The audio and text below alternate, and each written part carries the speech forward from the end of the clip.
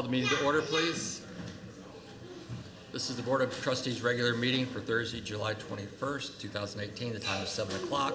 Please call the roll. President Sell. Here. Trustee Pavlik. Here. Trustee Giza. Here. Trustee Lumsden. Here. Trustee Ballerine. Here. Trustee Sedevi. Here. Trustee Peters. Here. Village Manager Francis. Here. Village Attorney Mars. Here. Also present Village Clerk Haley. Thank you very much. If you just please join us for the pledge. Of the United States of America, and to the republic for which it stands, one nation, under God, indivisible, with liberty and justice for all. Thank you very much to all of you that are here this evening with us tonight, and to those watching at home.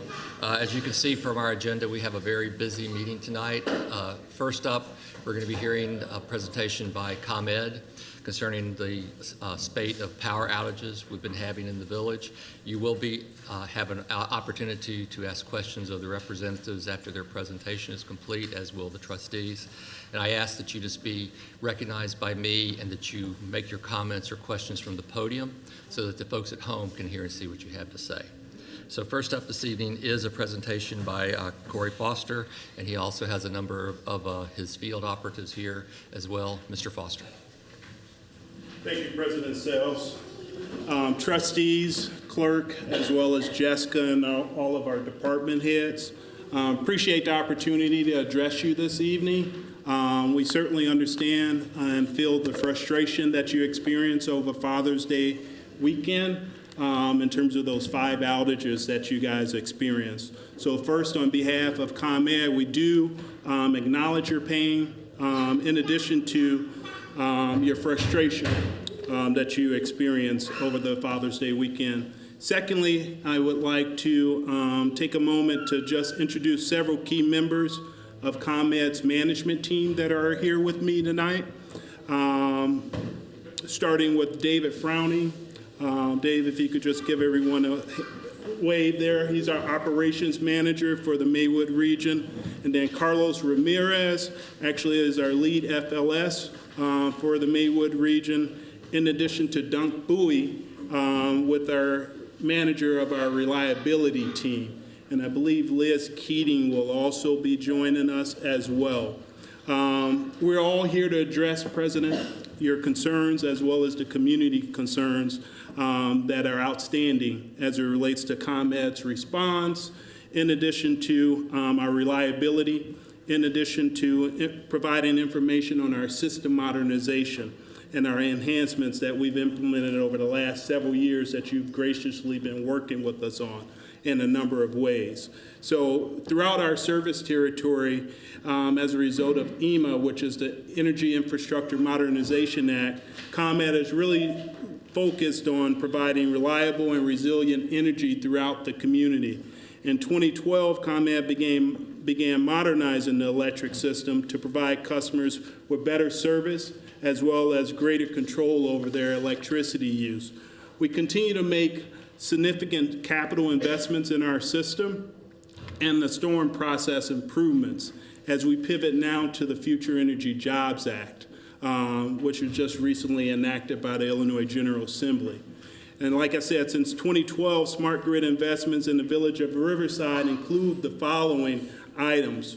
We've installed 9 distribution automated devices. Those are what we coin as smart switches.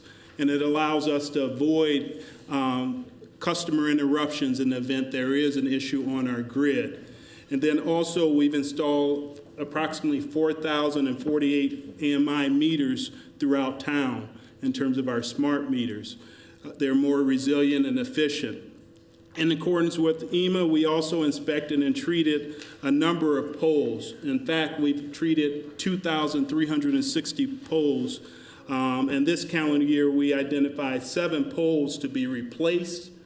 4 of those are already completed, and we're working on the final 3 during the third, and probably we'll wrap that up by the third quarter in terms of advancing in terms of emergent issues. We've also addressed 30 manhole assessments, as well as refurbished 12, 6 during the calendar year, this calendar year alone.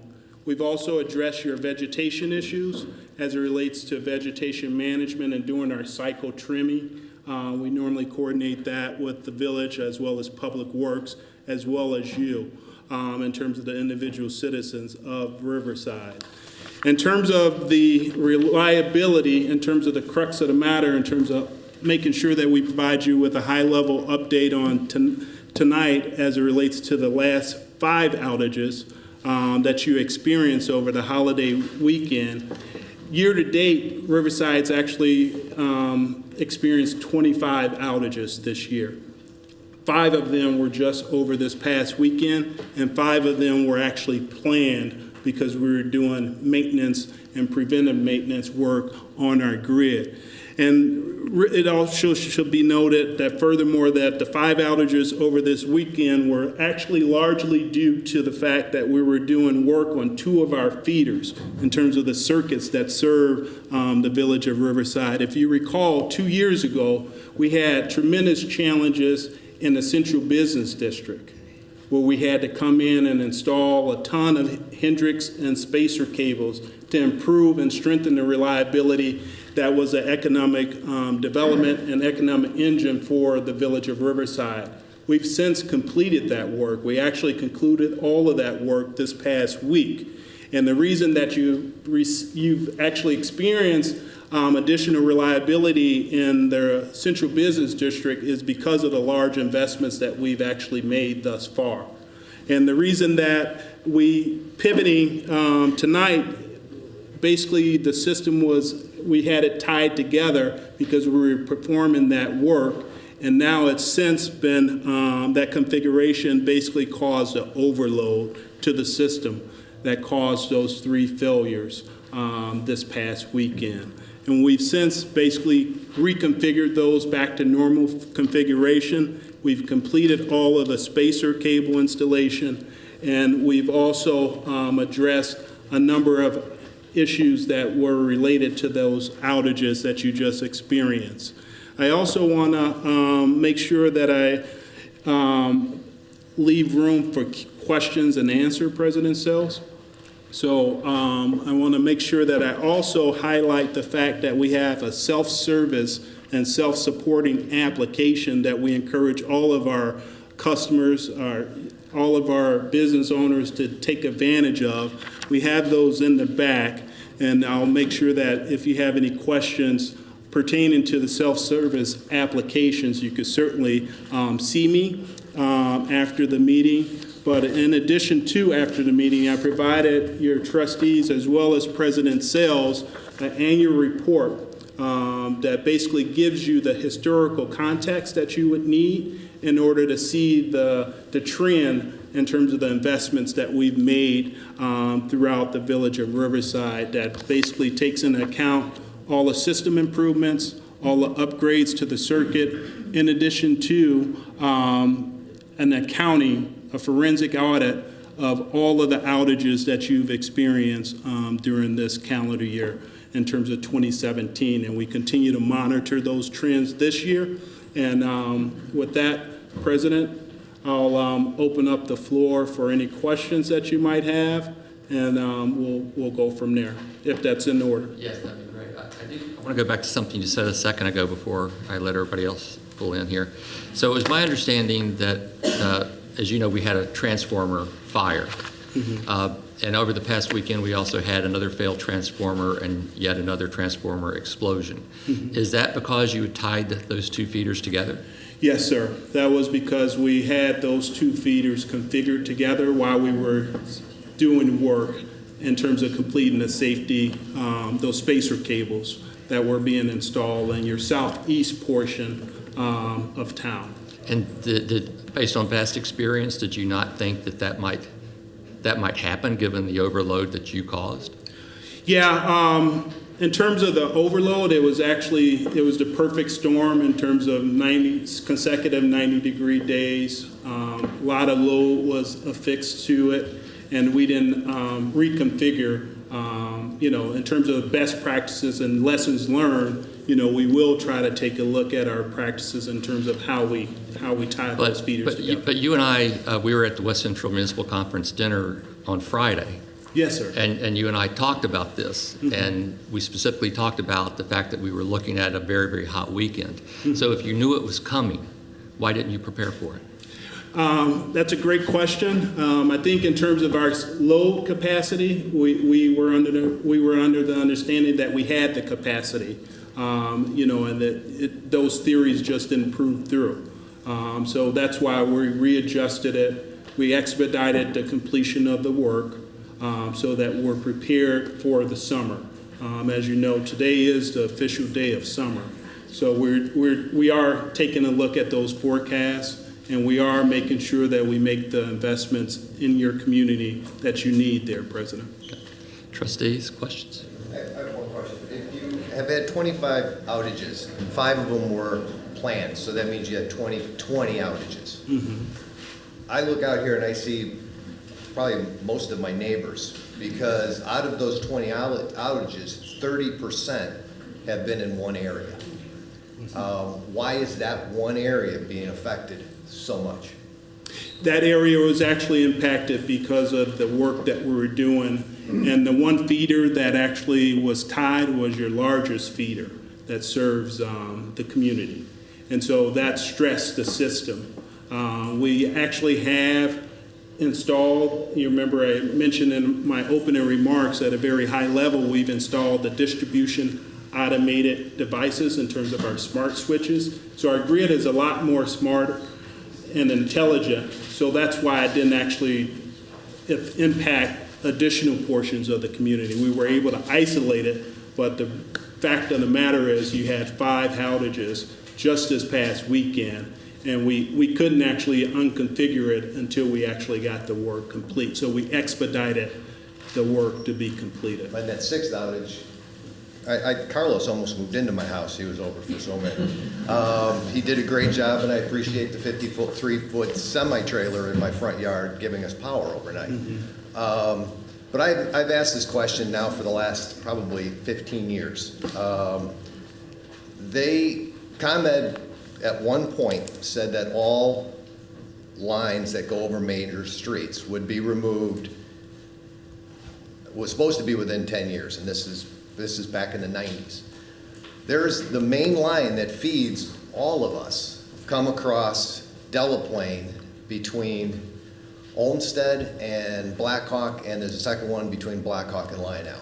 Those lines are still up. They're still over the street. In the last 10 years, I've watched that thing drop once and bounce in the street. And then we had the truck over 2 weeks ago feeding that same line. AT&T has buried their cables going under the street, but the only one line that's still doing it is ComEd. Still runs those lines over the street. And I'd like to know, when will you fulfill that promise and bury those cables that go over our major streets? Sure. I'll have to do some research and some intelligence gathering on that commitment. If that was a commitment that was made by ComEd, I wasn't aware of it. I'm not sure it's part of our strategic plan for 2018, but I could certainly look into it for you, trustee, and get back to you. Would this have been a part of a public improvement project, or is this just something that you indicated that? You know, I had a letter from Commonwealth Edison when I was a trustee in the 90s that basically laid this thing out that you were going to remove all overhead lines over our main street. And I mean, the pole that is literally across the street is, first of all, it's on a 20-degree list, and it sits on a piece of property between 2 driveways that probably has 1.5 feet clearance on each side. Okay. So I mean, it's just a matter of time before one of those 2 people have children of age that is going to run over that telephone pole. It's a bad placement, and it's been there, Okay. and nothing has been addressed. And again, I've asked consistently and still haven't heard anything. So I'll look forward to your response to that. Yeah, we'll certainly follow up on that. Jessica, could we take a note of those cross streets too for? Okay, I believe Chief Buckley had reached out to ComEd with regard to that. 10 years ago? No, recently as a Oh, okay, follow-up to okay. Trustee Valerie.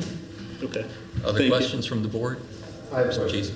Cheese? So you mentioned the perfect storm. Was it an isolated incident in Riverside, or were there other surrounding communities that were affected similarly? And yeah, this was totally isolated to Riverside, Yes. based on the 2 feeders being tied together and the work that was ongoing. We had other challenges in different parts of our service territory, but this was unique to Riverside. Because of the spacer cable installation that was going on and that was completing. We were able to expedite completion. Mr. Setti? So did I hear you correctly, when you had to bring the generator truck in, I think that was May, maybe late May, middle of May? Memorial Day? That was the same combined feeder issue too? I think I heard you say that was the same issue back then too, because that was maybe 2 or 3 outages, but that totaled probably 24 hours, at least 24 hours. Do you recall that one, Carlos, in terms of the May? Could you step up? Carlos, you might need to come up and expound on that, or Dave, one of you guys.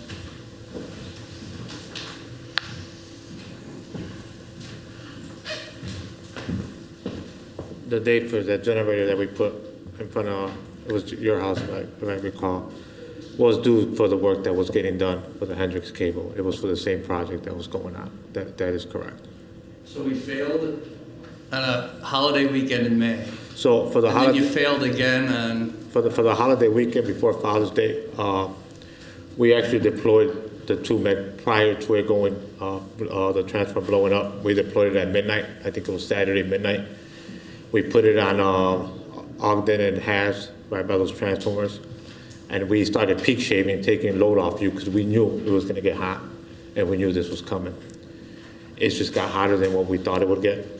And it wasn't a transformer issue, it wasn't a generator issue. It ended up being a cable issue downstream that couldn't handle the load that was coming in, that we couldn't foresee when we walked it down. As you know, most of this were a lot that we go through. But the outage that you guys experienced on Sunday was not a transformer outage, it was a cable issue that was overloaded through the system. But we did the best we could with analyzing the transformers and the system, and we knew it was going to be overloaded, so we pre-planned and had the generator come out, and we set it up, and we got it running at Sunday, 7 o'clock in the morning. I recall the outage came in late in the afternoon or evening because of the cable that failed, not because the transformer was overloaded with it. We knew that was going to happen, so we did plan for the generator to come out. and I guess the last time we had you all out here, it was the same group of neighbors because we were complaining about the work that was being done on the phone poles, the poles, and the cabling, and how that work was being implemented.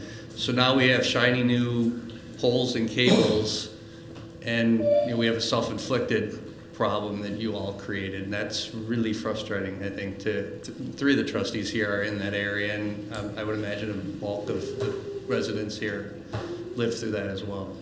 So that work didn't have anything to do with the problems we had. It didn't help us with those problems. The work that is completed, it just got completed now. So that work with the problem, because the configuration, it did had allowed us to put a stress on that cable coming towards Ogden from the railroad tracks. We had to reconfigure it coming in this way.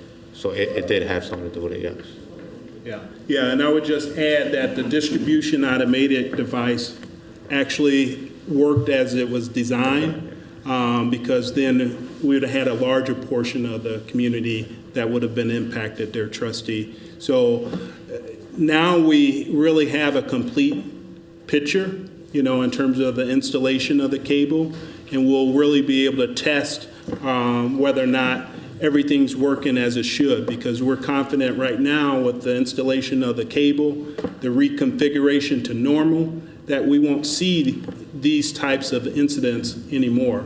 As you recall last year, in terms of, and we're trending in the right direction if you look at your annual report, and we could do a deep dive on that later, there, President, if you would like.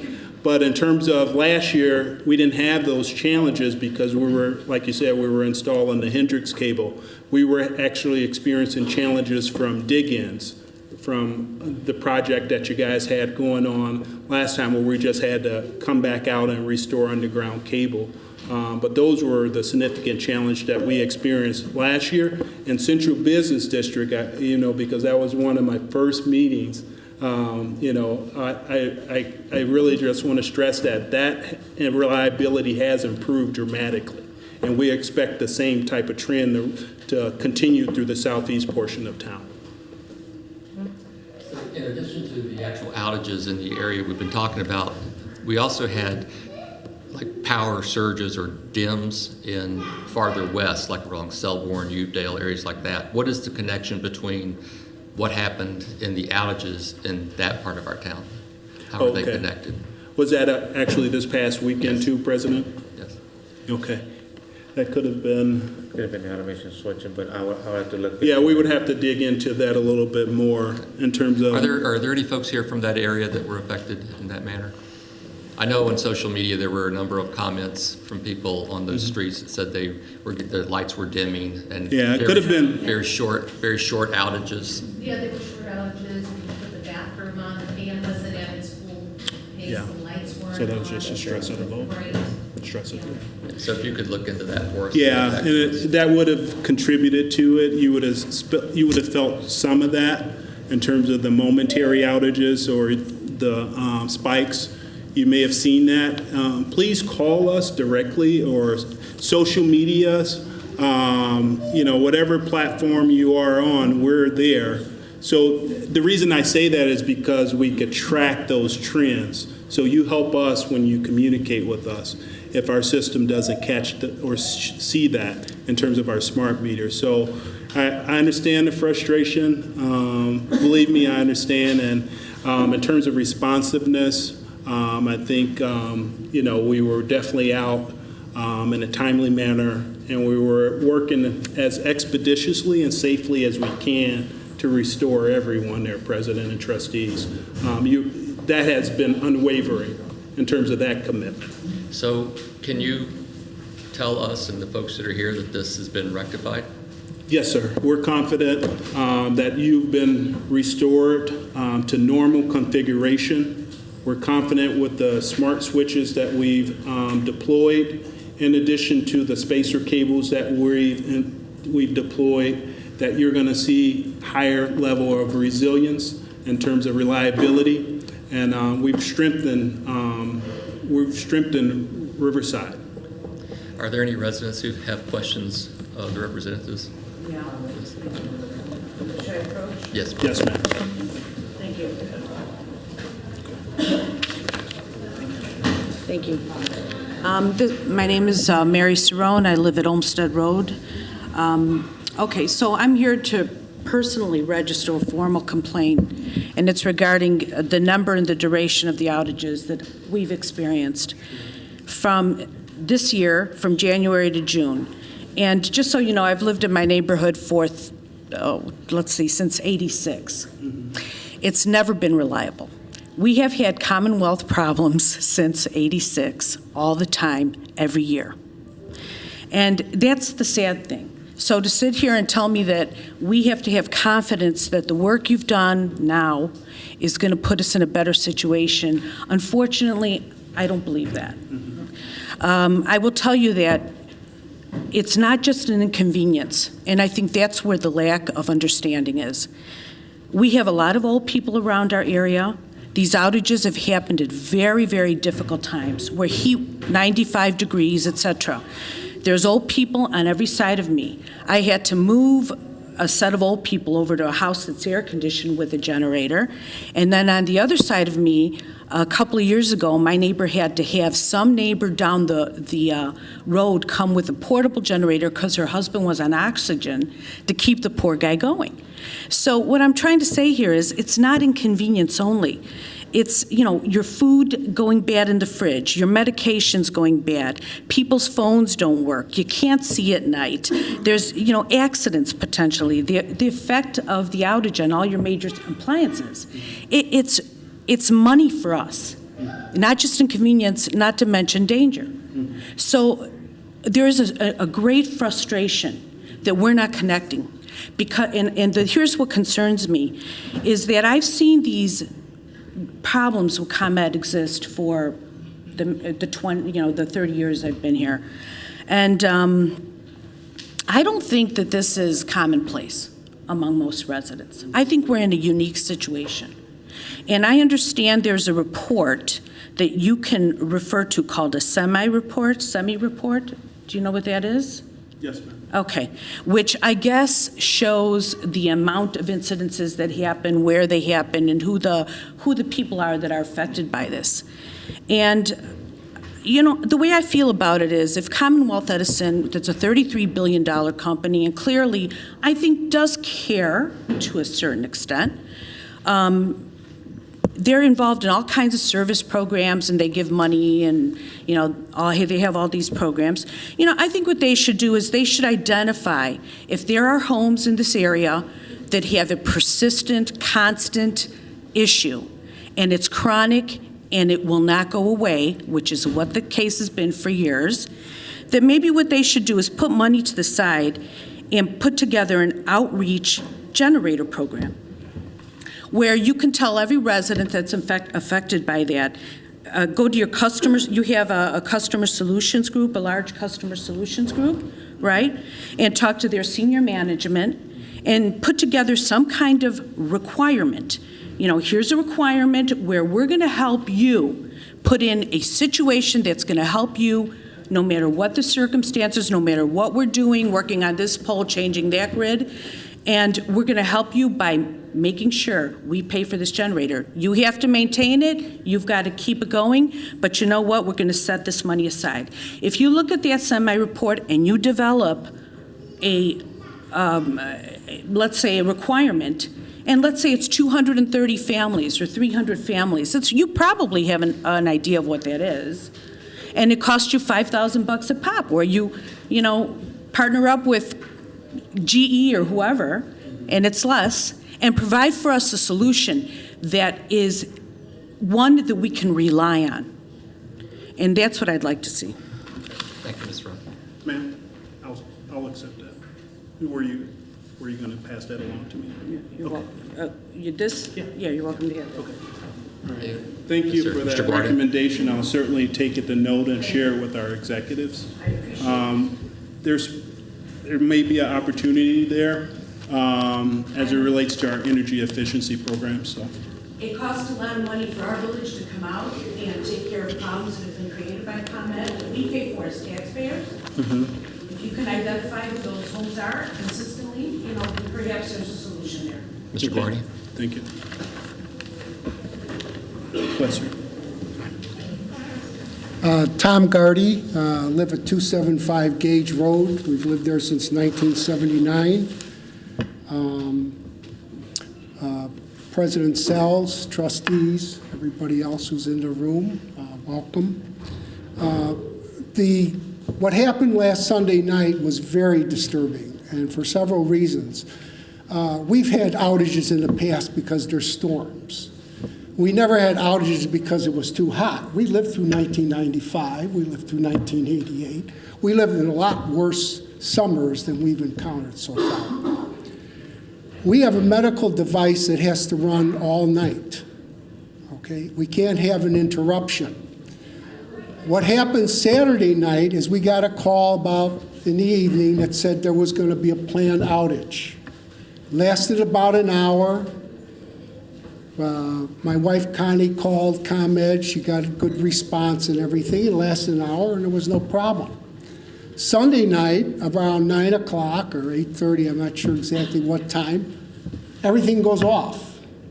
So my wife calls ComEd and they told her that all the power would come back on at 11:30.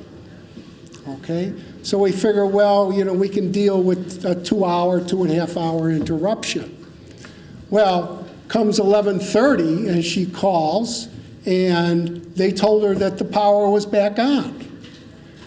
Then, I hope I get all this straight.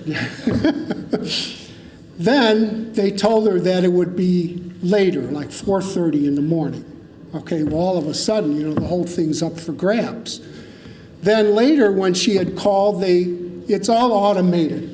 By the way, Mr. Foster, are you willing to give me your phone number so I can call you?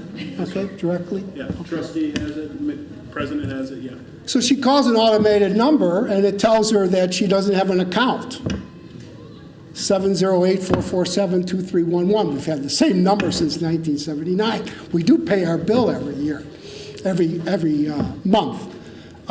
So that was very frustrating. Then they wanted to know her last 4 digits of Social Security number. Are you kidding me? You know, is there anybody to talk to? There was nobody to talk to.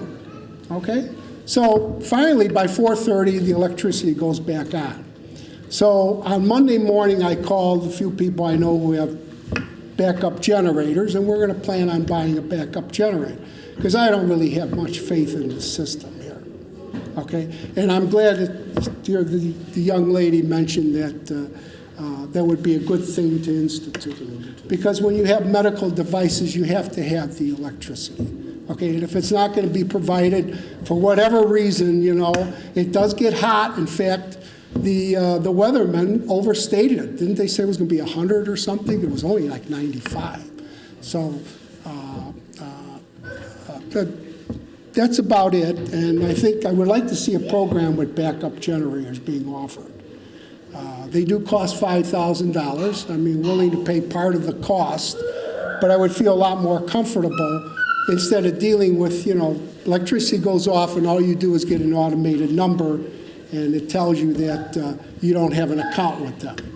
Okay, so thank you, and look forward to getting the number from Mr. Foster.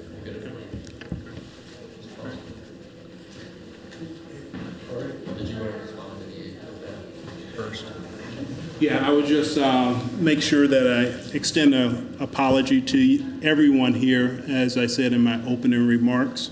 That communication gap shouldn't have been there as it relates to our restoration.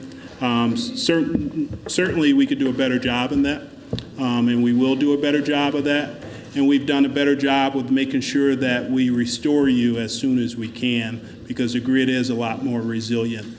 But the proof is in the pudding. I certainly understand your frustration, as well as I recognize and taking notes about the community in terms of the demographics, especially with the medical concerns that you guys have just mentioned. So we'll certainly take that back to our executives to see what's doable, you know, in that form in terms of our energy efficiency initiatives. Corey, does ComEd have a program where they know which homes have medical devices? Yeah, we do. It's self-reporting. We work with Jessica and Chief Buckley on that. It's in your report. That's confidential. But usually we work with your public safety personnel, as well as your other critical infrastructure. That's, you know, basically throughout town. We work with you guys on that, and, you know, they self-disclose it either to us in terms of the customer or the resident or the constituent, or they self-disclose it to you, and then Jessica or Chief would basically make sure that we're aware of it. So it's usually to the fire department, because if there is a call out, especially if there's a special medical device and certain services need to be rendered by the medic so that they're aware of it. So we can certainly update the information and do an e-flash, also post on social media, so residents that have certain devices, and I'll have to work with the fire department as to which devices are to be included as part of the, I believe they're called critical. Critical customers. You got it. Customers, thank you. Yeah, you got it. Usually a notice, no disconnect notice too. Depends if that certification is on record with us, and it needs to be renewed every year. But yeah, we could work with you and in the village on that issue. Ms. Jassic.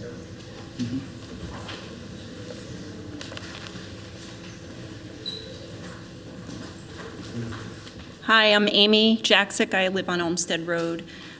You've kind of touched on this a bit already, but can you explain why you were so significantly wrong on restoration times with every single outage that we had? I mean, you would indicate it was 2 hours, and Mr. Guardi shared it it was ultimately like 8 hours. And that happened with every single outage. And when there are people dealing with medical conditions, or I work from home, 2 hours I can handle. But when all of a sudden it jumps to 8 hours, it's a problem. It prevents me from making money. There are medical conditions involved. So can you explain how you come up with the estimates? And I generally use the app because I don't want to speak to anybody on the phone because it takes forever to get through. So I'll check the app periodically throughout, and come 11:30 when power was supposed to be restored that first time, it said it still had an 11:30 restore time. Come midnight, it was finally updated. So how do you update the restoration time, and why is it happening after the fact when it should have been restored? Sure. Thank you. Thank you for that question. And the response to it in terms of how do we modify our restoration estimates. Basically, we refresh your self-supporting tools in terms of Twitter, social media, municipal portal every 30 minutes. These restorations in terms of the job were a little bit more complicated than what we initially anticipated, and usually that's one of the reasons, or the primary driver as to why we might adjust our restoration time. And then also if if we have to make another call to the barn for additional supplies, that could also prolong things too. But we try to do our best to make sure as our grid is more smarter, more resilient, we're able to actually make those restorations a little bit faster and more efficient and more safe for everyone. So I do apologize for this past weekend's experience, and I really want to emphasize that this was really an isolated issue as a result of the work that we were actually doing. That's not the trend that you've experienced over the last 2 years, but the last weekend, that was pretty much an isolated issue that we know the root cause of it. But how were you so incorrect in your estimation that it went from 2 hours to 8 hours? That's significant. Because we also wanted to deploy additional generation at the time, and that took a little time to mobilize. 6 hours? An additional 6 hours? That was just one of the variables you asked me as what was the primary drivers. So deploying generation, equipping that and hooking that up safely, and then also continuing to work on the problem that we identified in terms of it was just more complicated than what we initially originated from our trouble ticket. So we will do it better. Every single outage that we all experienced was more complicated than you anticipated. So what were you doing wrong that you couldn't estimate it properly? So in terms of our initial walk down, it just each outage varies, in terms of what the complications are. But what we did do was able to isolate it and contain it while we actually were able to resolve it so it didn't impact a larger portion of your community. Even though you guys had to wear the jacket for it, we certainly apologize for that frustration, as well as we're going to work cooperatively like we have done with the village as well as you. Other questions? Let somebody else have a chance. I have one more question for you. I think Mrs. Cerrone brought up a very good point.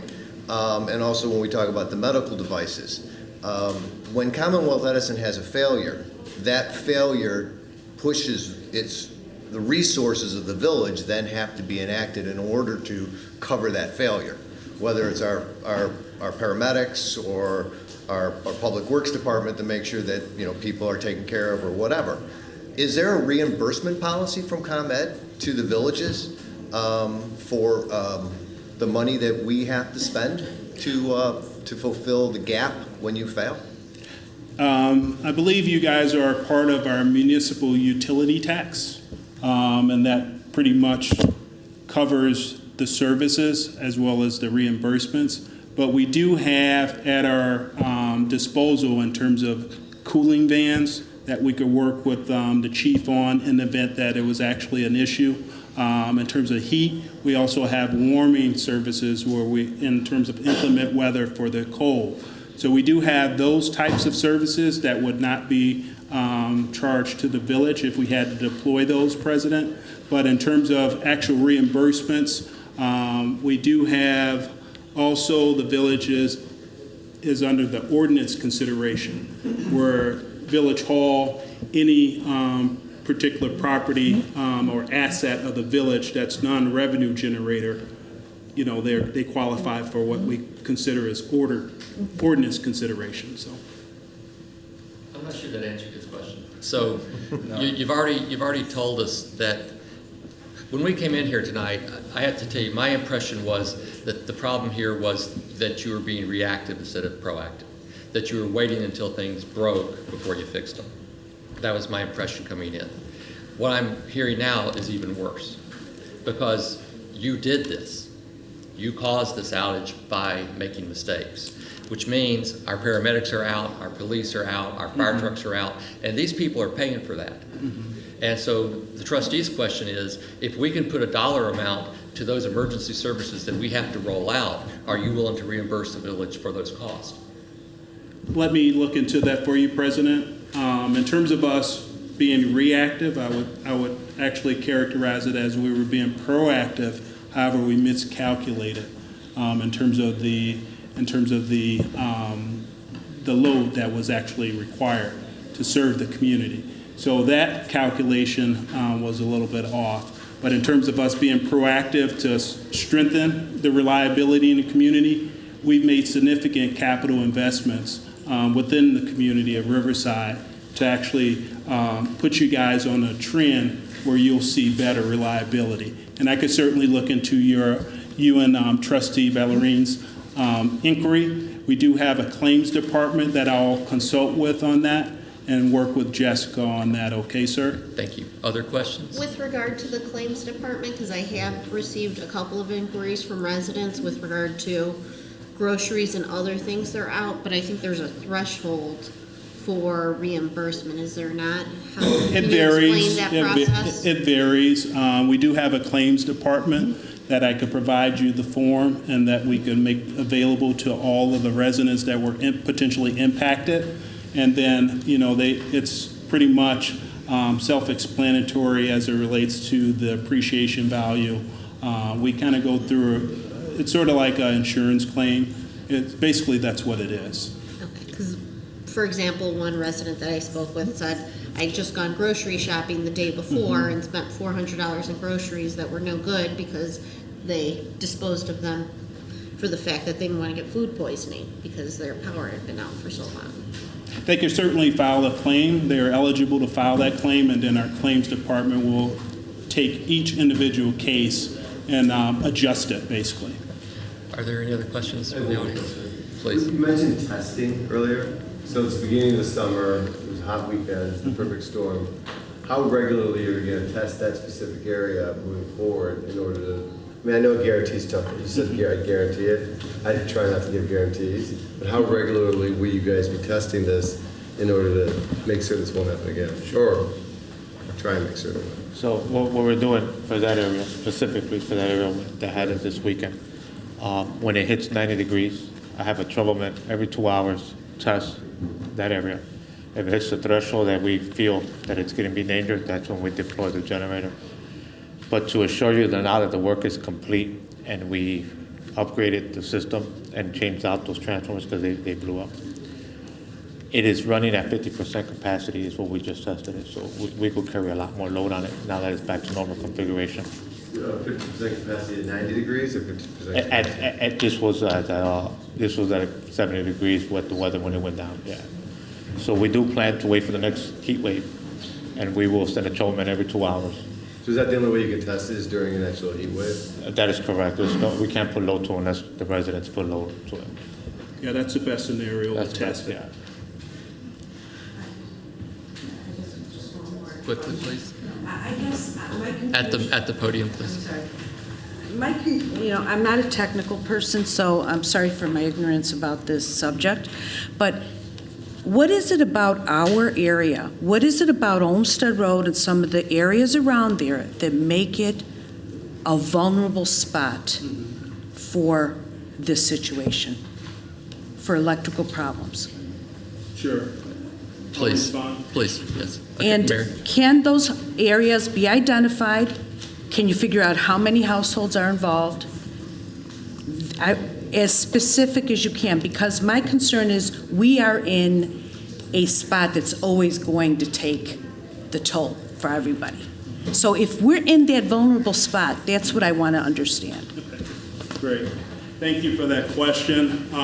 We certainly have those figures and those demographics.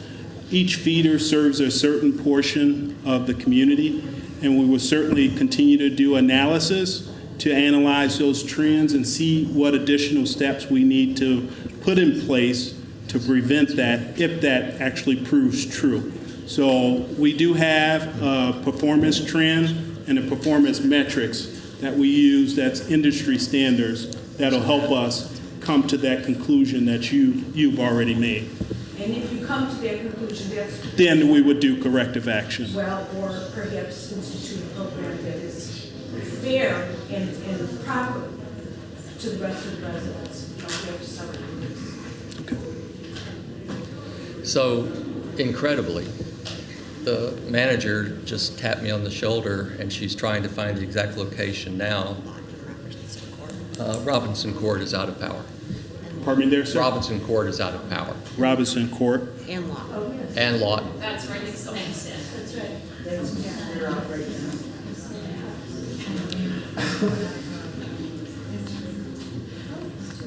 Any response to that, since you just Yeah, gave let us me guarantees do it some wasn't gonna happen reconnaissance. again? Let me do some reconnaissance on that, President, and look into it right now. So, Mr. Foster, I'm just going to be blunt with you, and I'm sure you know this. You know, it takes a lifetime to build a reputation, and you can lose it like that, right?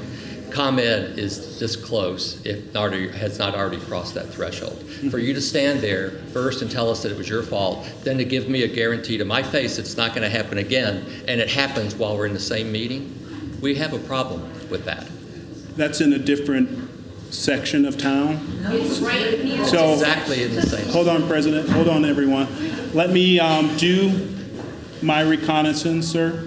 Okay. Would you afford me that? Absolutely. That lecture? Okay. Any other questions? Thank you for coming, gentlemen. Okay. Thank you, President. Thank you, everyone.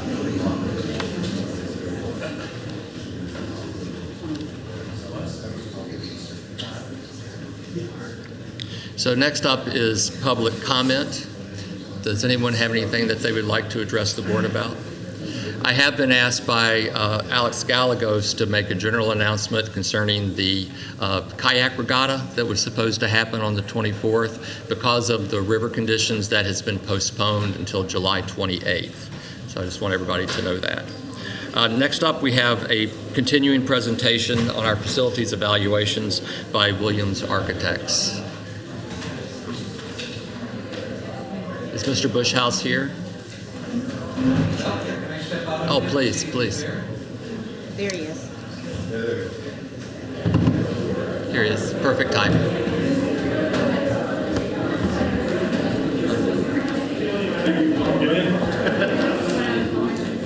So President Sells, trustees and manager. Mark Bushhouse is here again from Williams. Would you like me to step out and speak to them first? I'm very good.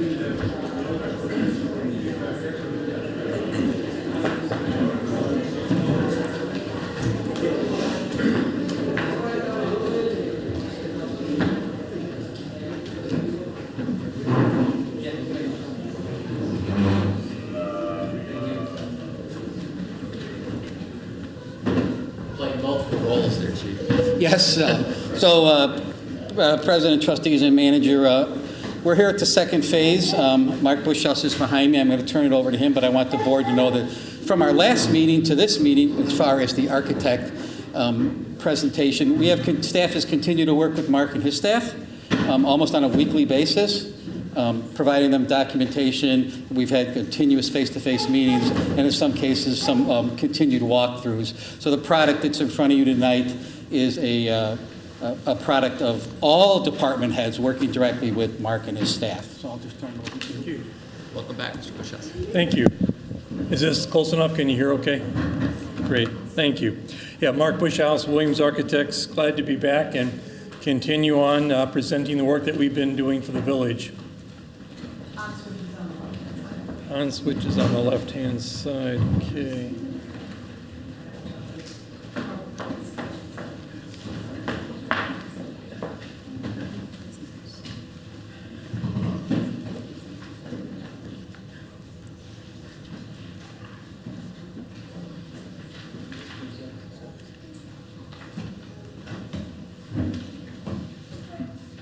I did move that thing. Super. All right, thank you. So this evening, we want to go over the next step that we've done, but to do that, I think we need to step back and remind ourselves of the goals of this planning process. The goals here really are to determine the condition of the existing buildings and the historical significance of some of your buildings, and with that, associated redevelopment guidelines that are in place. That's all about understanding what you have. The next step is to then figure out what you need, and that's what we've been working on recently. So that's the current and long-term facility space needs. Once that's accomplished, we'll know what you have and we'll know what you need, and then we can explore numerous ideas and options to figure out how best to meet those needs with either remodeling, expansions, possibly one or a replacement of one or more facilities. So that's the overall process that we're in. So where are we now? Well, like I said, we have completed the first step of what we have, the existing conditions, historical review. Those were reports that were presented, reviewed, and accepted at the last time I was here at the board meeting. So what have we been working on? As the chief indicated, we've been doing a lot of meetings and reviewing your space needs. That is looking at the town, its size, its growth, its staffing, looking at the buildings you have, looking at the square footage that they include, and then preparing space programs to meet the needs of your village. And that's what we'll talk about tonight. So again, once that's approved by the board, we'll move forward, continuing to work with staff to explore possible additions, remodelings, and replacement of one or more of the campus buildings here. Also going to look at what about Fire Station 2, anything we can add at Public Works, and what about the historic water tower. And then again, possibly there might be one or more other sites in the community that we could analyze to see where we could locate or make changes. So tonight we're going to talk about our final drafts, going over the existing buildings, their current uses, their areas, and then talk through the space programming work we've done for each of your Village Hall Recreation Group, your police department, and your fire department. And of course, then compare the square footages and areas that you have versus the areas that we think you really need to meet the needs for your village departments. So space needs are really a compilation of several layers of work. The real foundation of a space program is really looking at the municipality. What size is it? Is it growing? Are its land boundaries changing? What impact will that have on staffing? Because really it comes down to the buildings are here to provide space for your staff, to provide space for your citizens' use, to have places to park your vehicles and house your equipment. So we started looking at the population. Riverside's population peaked at around just over 10,000 in 1970. It did diminish or reduce a bit after that, down to about 8,800 by 1990. And since then has been slowly growing back. As of 2010, the population's just under 9,900. And CMAP, that's the Chicago Metropolitan Area Planning Group, they estimate municipal growth and county growth around the Chicago area on an ongoing basis. Right now, their estimate for Riverside is that by somewhere around 2040, this community could be getting back up to just under 10,000 people. Now that equals about a 12% growth in population from where you are today. But of course, again, your land boundaries are fairly well, actually very well set. So what did we do from there? We worked with your staff and really went over and discussed its current staffing, how the departments are organized, what people you have on staff, how that's been changing, and then understanding that your land area is stable, understanding that population growth is going to be quite slow and moderate, And then really also what's happening in this village, as we see in a lot of communities, leadership is continuing to work with staff to look for ways to increase efficiencies. Use of technology, websites to pay your bills, get information, all those things that are being done by all municipalities, and Riverside very much in that group, looking for ways to provide its services to its community at ever increasingly better levels of efficiency. So with all those factors combined, it really became quite clear that overall, there probably really won't be any material increase in staffing sizes for the municipality. So that gives us a very important foundation then to look at your space needs, figure out what that needs to be now and looking down the road.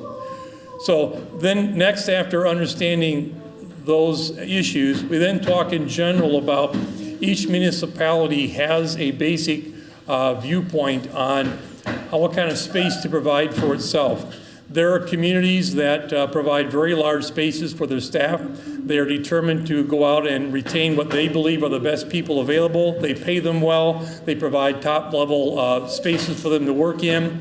At the other end are municipalities that provide only the bare minimum for their staff because they simply don't have the budget or capabilities to provide good working conditions for their staff.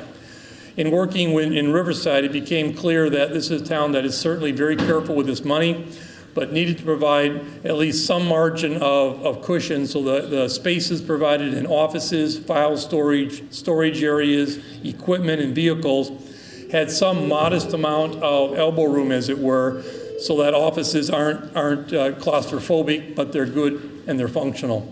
So those were sort of the basis of the work we then did to go through and talk about the room sizes for all the uses and storage and vehicles that we see in your community.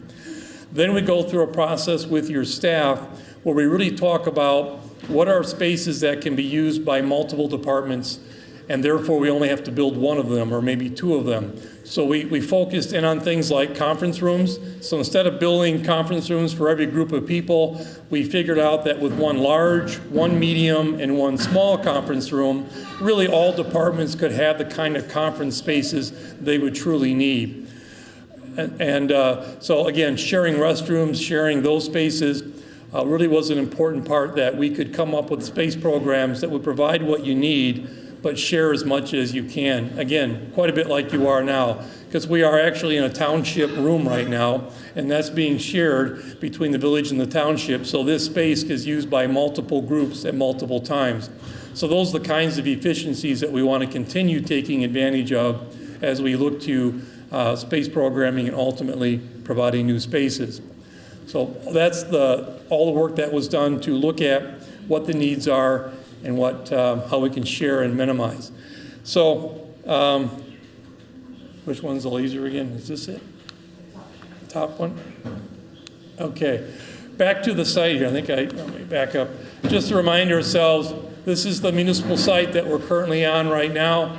There's a township building here that's shared by the village and the township. There were additions done on the west and on the east that are used by village functions and then police and fire. And then back along the river, there's a series of buildings that all touch each other. And initially, an old service station, the public works garage, that is the main level of this, and a second floor of the youth center that was added at some time later. So even though they're all connected, we basically treated them as two facilities, the town hall structure, and then the added buildings to the south. The other buildings we looked at really focused in on the water tower where the recreation department now operates, the main level of that. And though we have the fire station 2 located here, and it does have some square footage and is being used, in working with the fire department, they are currently working to get themselves in a position where they only need one headquarters fire station. And that's excellent because that has good efficiencies with that of having one location, consolidating staff, keep the staff numbers minimal, and they are working on intergovernmental agreements, in fact have intergovernmental agreements with adjacent fire departments and districts so that they can still make sure good coverage is provided everywhere in Riverside. So those are the basic buildings that we were looking at. So looking at the overalls here on the municipal campus, again, the township building and the series of buildings here are the areas that the village currently is using. Within this town hall, the village itself is using about 8,600 square feet. The fire and police departments are using just under 10,000 square feet. And then at this south building here, the old service garage, Public Works, and Youth Center, that building has 14,000, a little over 600 square feet of area, which is, you can see quite a bit. And that's really mostly used by fire and police at this time. The historic water tower site, that location has about 3,700 square feet. So if you look at all those areas on this municipal site and at the water tower, the village is currently using about 32,700 square feet. And that's, again, just really good benchmarking on the spaces you have and how they're currently being utilized. So how does that break down? Well, this is the basement plan of the town hall. The middle zone really is either no basement or or maybe township areas. So on the west, this red zone is an addition with a basement that's used basically for village offices. There's some community development, some finance, some storage areas there. And on the east side is an area that's used by police right now that has administrative, evidence, and some other patrol and locker room uses there. Now, and then looking at what we have to deal with, the basement areas of this building unfortunately have very low ceilings, and in the areas that are under the west side, there are some pretty substandard spaces in there where your servers are located and storage areas.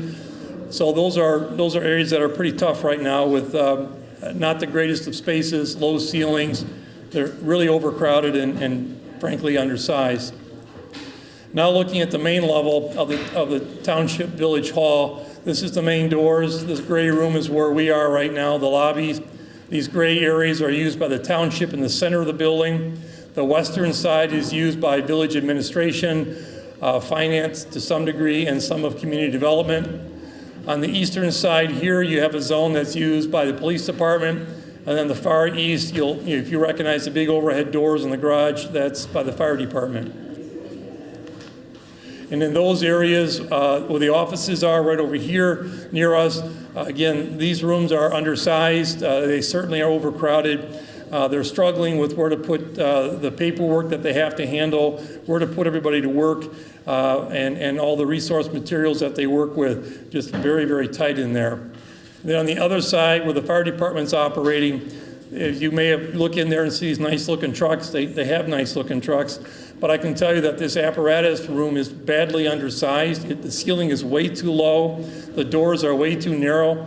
And that fire truck you see sitting there is actually an old piece of equipment that had to be custom ordered in its day so it would fit through your garage door and fit into this room. What that means is the fire department is having increasingly difficult times buying the right equipment, and the vehicles that they work with don't have the room on them to hold all the tools and equipment and hoses, et cetera, that they really want to bring to their emergency events. So they're working with undersized equipment because they simply have an undersized room to park it in. And again, the spaces around the vehicles are really substandard and very, very narrow. So that's the kind of thing that they're dealing with. Police, very similar kind of problems with their personnel. Now looking at the building along the river here, what was the service center, service garage, the main level, which was Public Works.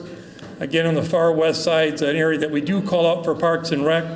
However, it's such a room in such terrible condition that they really don't want to use it right now. The roof leaks, water comes in, it's in a bad state. These areas here are heavily used, this by the fire department to store other equipment that they have, vehicles that they need as backup. And this area here is substantially used by the police department to give them places to park patrol cars, files, and other equipment that they need to use out in the field. And this building, as we talked about last time, the condition of this building is in poor shape. It has a lot of mechanical systems. It has a lot of water penetration problems, and really is something that is not a good long-term solution for the village. And yet, it is being fully utilized because these departments need places to operate and conduct business.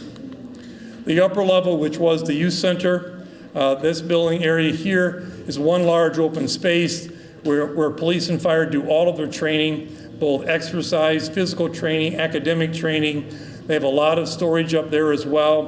The TV station for Riverside operates out of the corner of that zone. And even Recreation carved out a little office to put some of their supplies in operation. So again, this is a building that it's there and it's being used because they need it.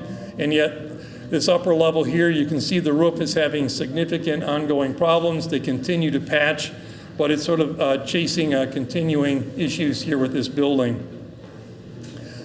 So with that understanding, let's talk about space needs versus recommended areas. In the Village Hall building we're in, space is used for recreation and Village Hall, both buildings, I'm sorry. What's used in this town hall by Village Hall and the historic water tower, they currently are using about 11,800 square feet. Having gone through all the people, uses, storage, bathrooms, things like that, we've come up with a gross square footage that we need to have is a little over 17,000. So they've got about a 6,000 square foot gap in that place right there. The police station, they're at about 14,600 between, well, that really is in the Village Hall, but also in the building behind us along the river. They really need about 21,000. And then the fire station, even if you count both fire stations, 1 and 2, they have an area right now of 9,900 square feet. And we're recommending a combined one station of 13,600 square feet. So how does that total up? That means right now the village has about 32,800 of available gross areas that it's using for village functions. And what it really needs is about 52,000 square feet, a gap of 19,000 or 37%. However, we need to not forget that the building along the river, that series, though that building is not a good long-term solution. It has real issues. And what it's going to cost to bring that building up to long-term modern standards, the numbers will come out next time I'm here, but we believe the numbers are going to be so high that it's going to be very discouraging to want to save that building. So if that building is not considered a long-term home for village functions, that means you lose that 14,600 square feet. So now the issue is you're not short by 19,000, you're really short by 34,000 square feet of good building areas that you can use for these uses, which means you're 65% short of the areas you really need. So with all of that, some observations here. Looking at the town hall building and the village used areas, just looking at how the numbers are working out, one of the things that sort of showed up is if police and fire moved out of this township building, the space that they vacate plus what the village is using now could approximately meet what Village Hall and the Recreation Department need. Just kind of happens to work out that way. We'll see how that actually plans out when we look at floor plans and move spaces around, but just something to keep in mind. Secondly, if we did provide a new combined fire and police either on this site or a different one, it would need to be about 34,800. And again, that square footage of 34,800 really plans on those two uses being together because they have a lot of shared spaces going on that we expect to do between those two. So we need to have them together to have that kind of size. If we separated them, they each would have to get larger to stand alone. So again, looking for the cross efficiencies, this is a combined facility. And the final important observation we think is we all need to remember that the old service station, public works, and youth building is frankly at this present time very critical for your police and fire departments especially. There are trainings happening there, their vehicles, backup vehicles are stored there, their patrol vehicles are there, a lot of equipment and files are being stored there. So even though that building's in tough shape, the village is doing what it can to keep it going a while longer, and its square footage is really very important to these departments. So that's really the basic information we have. Now, we also provided, and I'm sure the village will be happy to share as they need to, we did a memorandum that summarized this for the board to look at. We also did detailed space programs for each of these zones, the village hall, the police, and the fire, that really lays out room by room what every room size would need to be and adds it all up, adds in the common areas of hallways and wall thicknesses, actually. Those add up to quite a bit and really ends up with the total gross square footage areas. So I'm ready to do questions. if there are any. And then I've got some observation or recommendations at the end here. Questions at this point? I have a question. You said that you looked at uses and the people who needed it to come up with these recommended numbers. Can you give us a little bit more insight into how you came up with those numbers, the recommended numbers here? Okay. Space programs are first, we need space for every person that works here that needs a place to work. So we do offices where they're necessary, which is actually very much the minority of the staff. Most people are working in workstations. So we look at the sizes and all that. Then we had staff go around and frankly count up all their file cabinets and banker's boxes and drawings and items that are stored that are actively being used. And we figured out the square footages that would be needed to store each of those areas. Then we go through all the support spaces that the building will need: bathrooms, elevators, stairs, corridors, these conference rooms I talked about earlier. And we look at all those kinds of spaces that are shared uses, and then we just really put them all together in a list, and we assign the size for each of these based on what the person needs to do in that room. So if it's a person that needs an office for privacy for what they do, and they have to be able to, on a regular basis, have one or maybe two people come in and meet with them and discuss maybe finances or managerial tasks, they need to be able to have a couple of chairs in there as well, and then whatever file cabinets are immediately a part of their work effort. And so that goes with workstations as well. Then we got the conference rooms. We talked about how many people need to come to be able to come to meetings there. And frankly, we also looked at the largest conference room and realized if we made it just slightly larger, the Riverside TV could use it as their green room. So we didn't have to have a separate green room. We could actually use a conference room, and that worked for them. So again, combined uses. Other questions? We're working on with police and fire. Did you take into consideration consolidation of services between the municipalities when you came up with the 34,000 number for the? The dispatch center is not included in the new spaces that you need. So you've moved out your 911 call center, so we don't have square footage in the programs now for that use. We do have square footage in there for a very small lockup detention area. The conversations have been, if the village moved ahead with this project and built these improvements, but they did not include a way to hold a prisoner, and if the intergovernmental agreements ever broke down between the adjacent municipalities that you currently are under agreement with, then Riverside would have no place to go if they wanted to arrest somebody. They simply wouldn't have a place to go. So at this time, we have a couple of holding rooms in there for detainees. Other questions? Ms. Surratt? I just have a question about the fire station. So you're proposing one fire station? Correct. On one side of the tracks? That is correct. So if these intergovernmental Governmental agreements fall apart, right, then we're going to have one fire station on one side of the tracks, and what's going to happen to the other side? I can answer that. The intergovernmental agreements that we have currently are mutual aid towns, or McCook and Lyons. So we do have a station on the north end.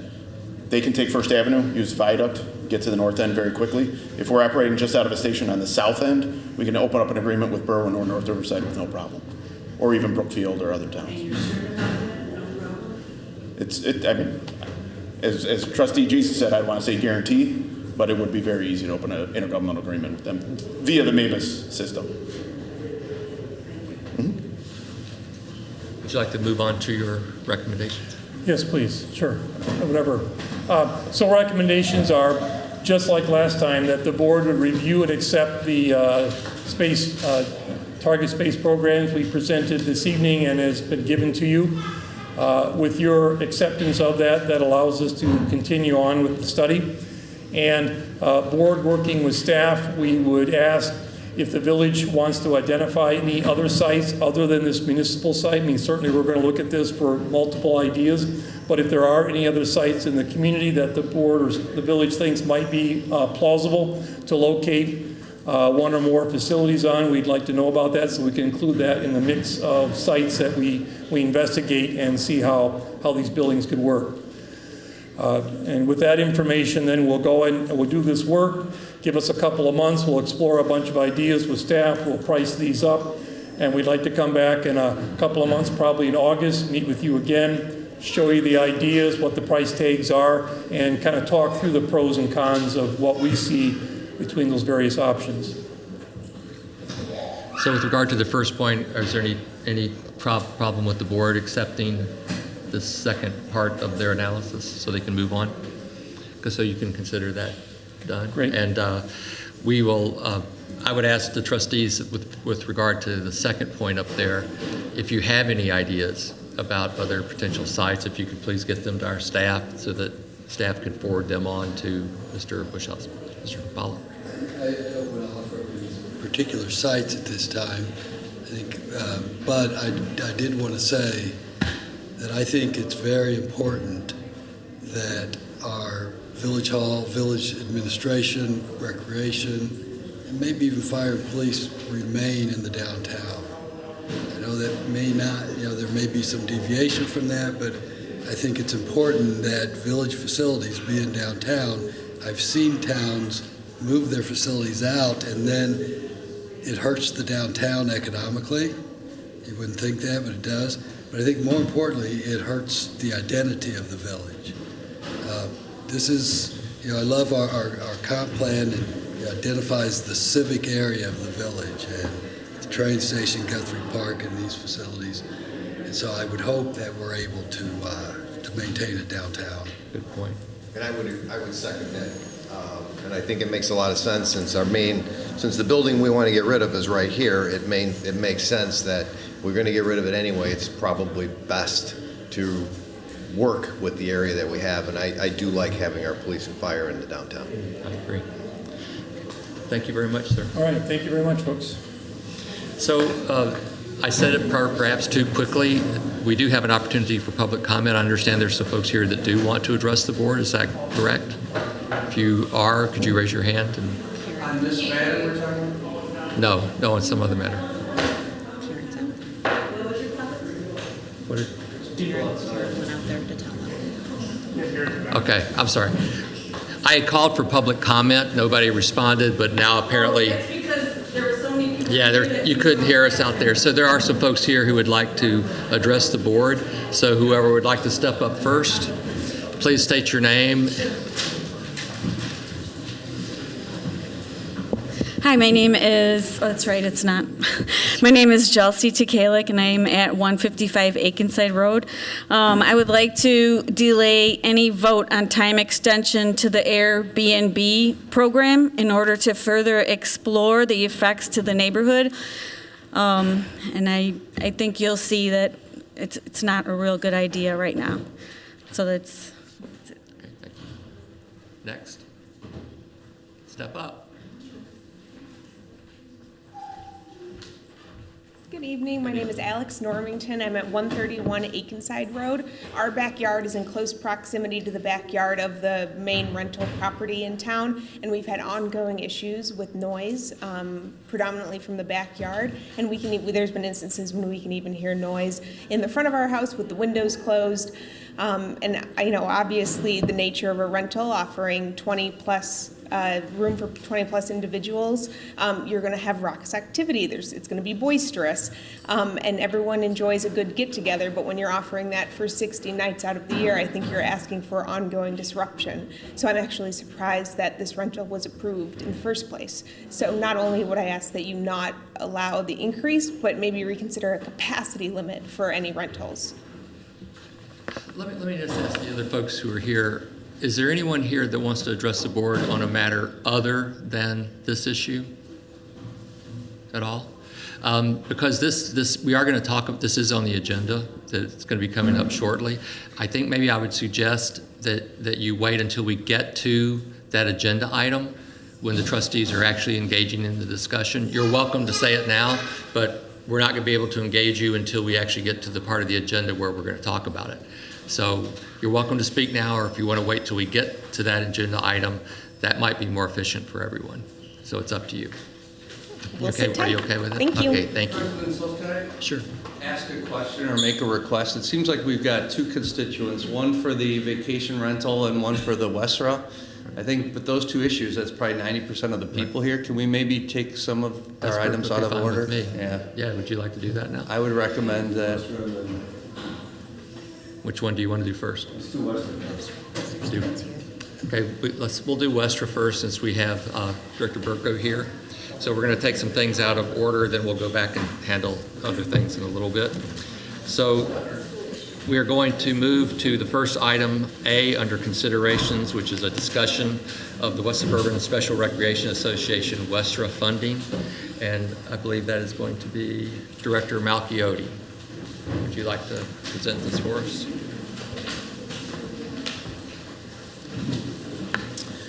Good evening, Village President, Board of Trustees. You have in front of you the memo detailing the status of our WSSRA membership and options, the payment plan, and then I believe the recommendation was to discuss funding.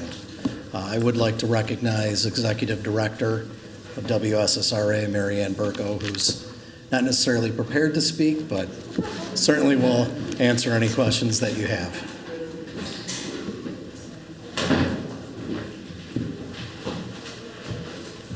Good evening. Thank you for welcoming me back.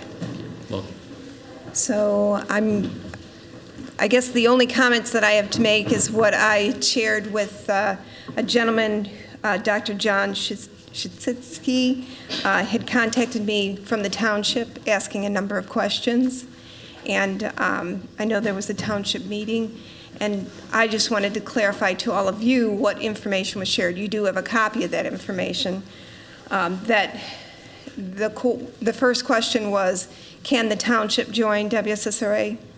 And there is not record of a special rec association that is funded by a township. There is a township that is a part of special rec association. That's Warren Township. They started Warren Special Rec Association, but there is no actual cash funding given to them. They support them through facility use. They have their offices in a Warren Township building, as well as vehicles that they supply for the special rec. And the executive director shared with me that the value of that is far greater than what their shares might be. So just for clarification purposes, in order to levy the special recreation tax, you need to be a municipality or a park district. And that's directed by the Park District Code. So that limits who can levy, and so that is not something the township can do. What the township can do, if in fact they wanted to participate, is develop an intergovernmental agreement, and part of the discussion was developing that type of an agreement with the Village of Riverside and potentially the Village of North Riverside. And they have the ability to do that, and then the shares dollars could be passed through each of the villages. So that is a possibility. The other question that was directed to me was the question of the $708. And my understanding, and that's my work with other 708 boards, is that those dollars are limited to individuals who have developmental disabilities or mental health issues. And WSSRA provides services for the full gamut of anyone who has a disability. We are not able to limit our services. And so we have accepted mental health dollars, but they're targeted dollars for specific programs that for that particular group, and they're grant dollars or scholarship dollars. And then we can target the dollars for particular individuals that fit those parameters. But that is as far as I can go, and I believe my board would allow me to authorize, related to the stipulations that come from $708. So those were the questions that were directed to me by the township. I do believe based on what I heard in the meeting on June 12th, that there were some misrepresentations, and this is the information that I gave them. So they made their own interpretations from that. Okay, thank you. Any questions for me, please? Let's back up just a little bit.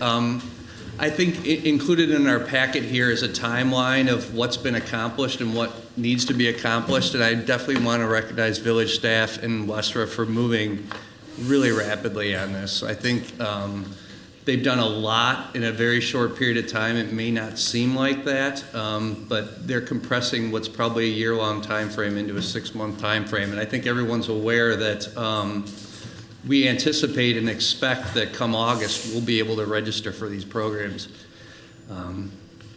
So that's great. That's great, and I thank you for that. The only piece that really is missing at this point is for you to approve the resolution that's on the table to join in partnership. Our board had a unanimous vote at our June 12th meeting to accept you as a partner within the agency. So I applaud you for considering it and welcome you as a partner with us. We look forward to it. Okay. Any other questions? Let me just kind of give, because a lot of this has been going on, as Trustee Sedevy said, very quickly. What has transpired between the village and the township is this. North Riverside Mayor Hermanek and I met with the supervisor, Wilt, of the township once this issue came up. If those of you who have been following it, you'll probably remember that Trustee Heilenbach was at our meetings and expressed an interest to partner with the village to try to find some way to fund the Westra programs. Mayor Hermanek and I presented the proposal whereby you would take a percentage of a given municipality, and then Westra would be funded to that percentage level through the Mental Health Board tax levy. And the Mental Health Board has a special tax levy that is used. One of the primary, there are 3 categories, but one category is developmental disabilities. And by the Mental Health Board's own definition of that, developmental disabilities include physical disabilities. So there was some question by the township whether or not the Mental Health Board would legally be able to fund through an intergovernmental agreement through the village to fund the Westra programming. Riverside offered to have our attorneys take a look at that. We did. Our attorneys came back and said that there was no legal impediment to them doing so.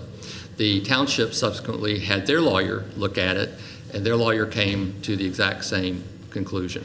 So there is no legal impediment to prevent the township entering into an IGA with Riverside to either use township monies or to use the Mental Health Board tax levy to help fund these programs. The argument that Mayor Hermanek and I made to Supervisor Wilt was that if you were to use general fund revenue to fund these programs, it's in essence a double taxation, because the residents are already being taxed by the Mental Health Board to provide this kind of programming. So our idea was, as you heard, the township cannot join Westra. So the offer that we made, North Riverside and Riverside made to the township, is we can join it. We can provide the personnel, we can provide the staff resources to the degrees we can. We can provide facilities that will enable you, through your funding mechanism, to provide the funding for this program. So that was the proposal that was made. Since that time, the township has taken the position that they are not allowed to fund this program because of I don't really know why, because their lawyer disagrees with them and says they can. They also seem to have some concerns that they could not fund the program because Westra includes programming for those with physical disabilities and are not strictly limited to mental disabilities. We pointed out to them that they currently are paying almost $180,000 to Helping Hands, which is an institution that provides programming for people with physical disabilities. So where we are now is the township has made a determination that they do not want to enter into an intergovernmental agreement with us, which leaves this board now with the challenge of trying to figure out how to pay for the Westra programming, which I think there's unanimous consent up here that we certainly will pass that resolution in July and move forward with the programming. That leaves us two options.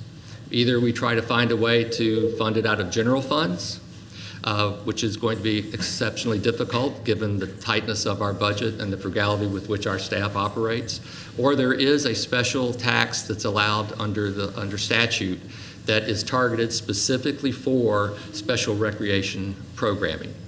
And you don't have it in front of you, but we have it up here. We've done an analysis. Our finance director did an analysis, and to give you some idea, once we reach the final tier, it's going to be about $77,000 a year. That's how much the programming will cost for Westra. We could levy a special tax for this purpose, and a home with a $400,000 market value would pay an additional $30 a year. So that is another funding mechanism by which the board that we can use to fund this program. So that is the discussion we're getting ready to have, is how do we fund this program in the absence of any kind of partnership with the township. So I'll now turn it over to the trustees to have that discussion. Ron, can I ask you a question if you wouldn't mind? I'm sorry I didn't ask you this, talk to you about this earlier. How many dollars does the rec department now expend on a yearly basis to work with special needs children, whether they're in our camps or in our sports programs, by bringing in special coaches or whatever? Right, that's the main expense, would be inclusion aids. It's on a case-by-case basis. It's been infrequent, but I would say it's probably around $2,000 a year in inclusion fees, and then any special equipment that would be needed as well, we would provide. Okay. The reason for that question is we have the opportunity to do this tax to a point of $80,000 to $125,000. Does it behoove us to move that needle up, and can we use that to reimburse the recreation department for their special needs uses, to supplement or augment the uses of Westra? And you're shaking your head, so do you want to? It's an important point because, and I'm sure Mary Ann can go into more detail, but even with our membership, we would still be responsible for the salaries of the inclusion aides. They would provide the resource, but we would still pay those salaries through the department. So I think it would behoove us to, if we're going to do a tax levy, to make sure that we do this tax levy at an amount that makes sure if we're going to do this, we should make sure we do this right. And as I said before, this isn't a $80,000 decision. This is a $1 million decision, because this is something that we start, we're not going to stop. This board will go down as a legacy of the board that started this, and that's a wonderful legacy. But I don't want to be around when another board has to stop it, and that's their legacy. So we have to make sure that if we're going to do this, that there is a funding mechanism to make sure that this is guaranteed for this village. It's the right thing to do for the kids. It's the right thing to do for our community. As new families are looking at our community, this is just another program that brings people to Riverside over maybe another community. So I think it's the right thing, and I think taxing it, and especially at $30 or $40 or $50 a year, I don't know of anyone that would complain about that. But if we're going to do it, we should do it right. We should tax it, and then it will be memorialized and it will be done. So, because we're not going to get any help from the township. And I know Mrs. Hernandez says that she was going to try to do something, and I have not heard from her. We wrote to her and we got crickets. So I mean, it's on our back. So if we're going to do it, we should do it right and make sure it's good. Marion, did you have something that you wanted to? Just that you can use the levy to cover the inclusive costs. Okay. So our cost is separate. Any inclusive cost is over and above that, but the levy can be used for that. And you'll be able to quantify those costs for us? It's on a per per incident basis. So we bill back quarterly for those inclusive costs. But based on your experience with other towns, if we were going to do this levy, we would need to have some kind of target number. Could you educate For us? inclusive costs, yeah. I mean, it would be based on what Ron and I have talked about, what has been happened in the past, and doing some basic projections. And it's purely a projection. Okay. Other comments? With regard to timing, the most important thing for me to do tonight is to assure the families that are going to be involved in Westra have confidence that come July, come August, they're going to be able to sign up and be engaged in it in September. So what do you need from us as a board to make sure that happens? We've been planning according to the timeline that you were given. So we expect if the resolution is signed in July that we can move forward and have registration begin in August. The first payment will be sent in August, and the formal start date, obviously, is the beginning of September. But you don't need, but do you need, I mean, as a board, do we need to decide on the levy versus the general fund? Not tonight. We don't, The first two quarterly payments will have to come out of the general fund in any event. However, there is a timing issue. If the board wants to pursue the idea of the tax, we would need to do it in December at the latest, because if we do it in December, we would actually start realizing the funds in March in time for the third quarterly payment. And the way it would work out, given the escalation, once we establish the rate, because of the lag time, the village would be made whole in the money that it had to put up front out of the general fund. So we don't have to make that decision tonight. The resolution will be on our meeting in July for approval. But my point is, if you want to guarantee this for people, you better have a funding source. And our general fund is not a funding source.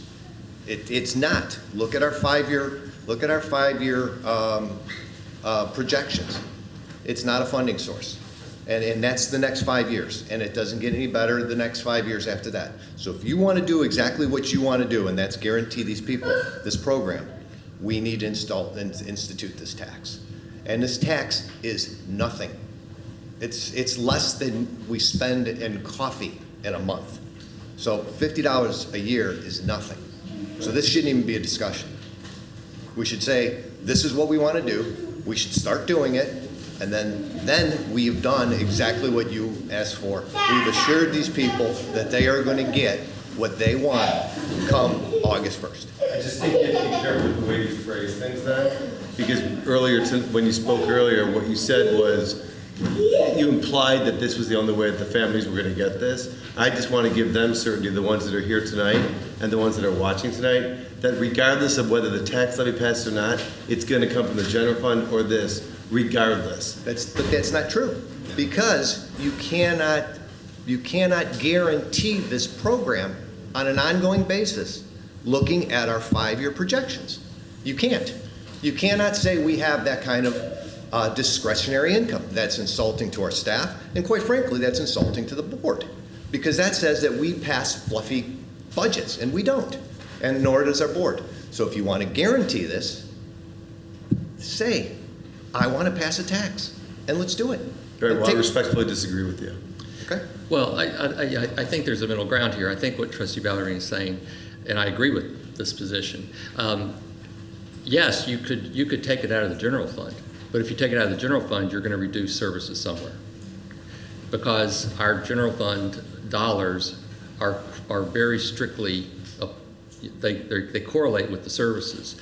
So if you wanted to pay for, if you take $80,000 a year out of the general fund, that's going to cut something somewhere. Right. So I think that's the point. But my point is pretty simple. I want to give them the confidence that they need. I understand. Mr. Powell? I agree with both of you. I want to give them the confidence, and I agree that with Trustee Ballerini that the way to guarantee it is through a separate tax levy, and to reassure Trustee Gisa and the audience, I'll say right now I will be in favor of a tax levy for this. And it does not require a referendum. No. Keep that in mind. Right. This is our decision, so 4 of us are agreeable to it, it's done. Correct. Further comments? Okay. So for those of you who came for that topic, let's let Mr. Wyduck have a word. Good evening. This tax that we're talking about, I gather that this is permitted by state statute. Yes, sir. So no referendum required. Correct. Does that have a cap on it? Or is this a tax that can continue to grow? Because any program like this, you know, like everything else, expenses increase over a period of time. And what happens if you reach that cap? Do we have to wait until the state expands that cap, or can we expand it by referendum? Marianne, do you happen to know the answer to that question? I Do you- have the do you know- reference do you in the know? statute. Okay. All right. I can We play have an village attorney. answer. We have an answer from this You can side. chime in anytime, Mr. Mars. It's based on the EAV, so it's 0.04%, and so that's why I'm presuming Westra came up with their formula to stay consistent with what the statute is. So presuming that it would never exceed that 0.04% of EAV. Is that correct? Your levying ability is limited to that, but your responsibility to the agency is based on your shares. And the shares are calculated annually based on our formula. So in some cases, some districts are at their ceiling amount, and they have to find dollars within their general fund. And they'll know ahead, and they'll plan for it. So would it behoove us to look forward into the future and essentially levy to the maximum to build up a fund balance so that we can anticipate those future expenses? That is an option. Okay. The other option is put a sunset on it, so that as you see what happens, you just come back and keep renewing it. I did find out from Attorney Mars that unlike our regular tax levy, which if you don't levy the full amount, you lose it in future years, this is very different in the respect that it can fluctuate. Yeah. So if we have enough cash built up, we don't necessarily need to levy up to that extent in the future year. Did I cover everything? Thank you. Do you have an idea of how much, in addition to the amount that we owe you, would be that we would need to levy to pay for these, you know, like the teachers and things like that that come in, the ones that you said we can't predict? I'm just trying to give it a sense of, okay, how much more of this? Is it 20% more? I mean, maybe you can't estimate that, but. It's a difficult estimation. You're a small community. It's based on typically what requests have happened in the past prior to us being here. And then your first year and going forward, you'll begin the projections. I would estimate it at being low. Our hope is that people will want to use all of our other services. And it also is based on the size of and the number of programs that you offer within your own recreation department.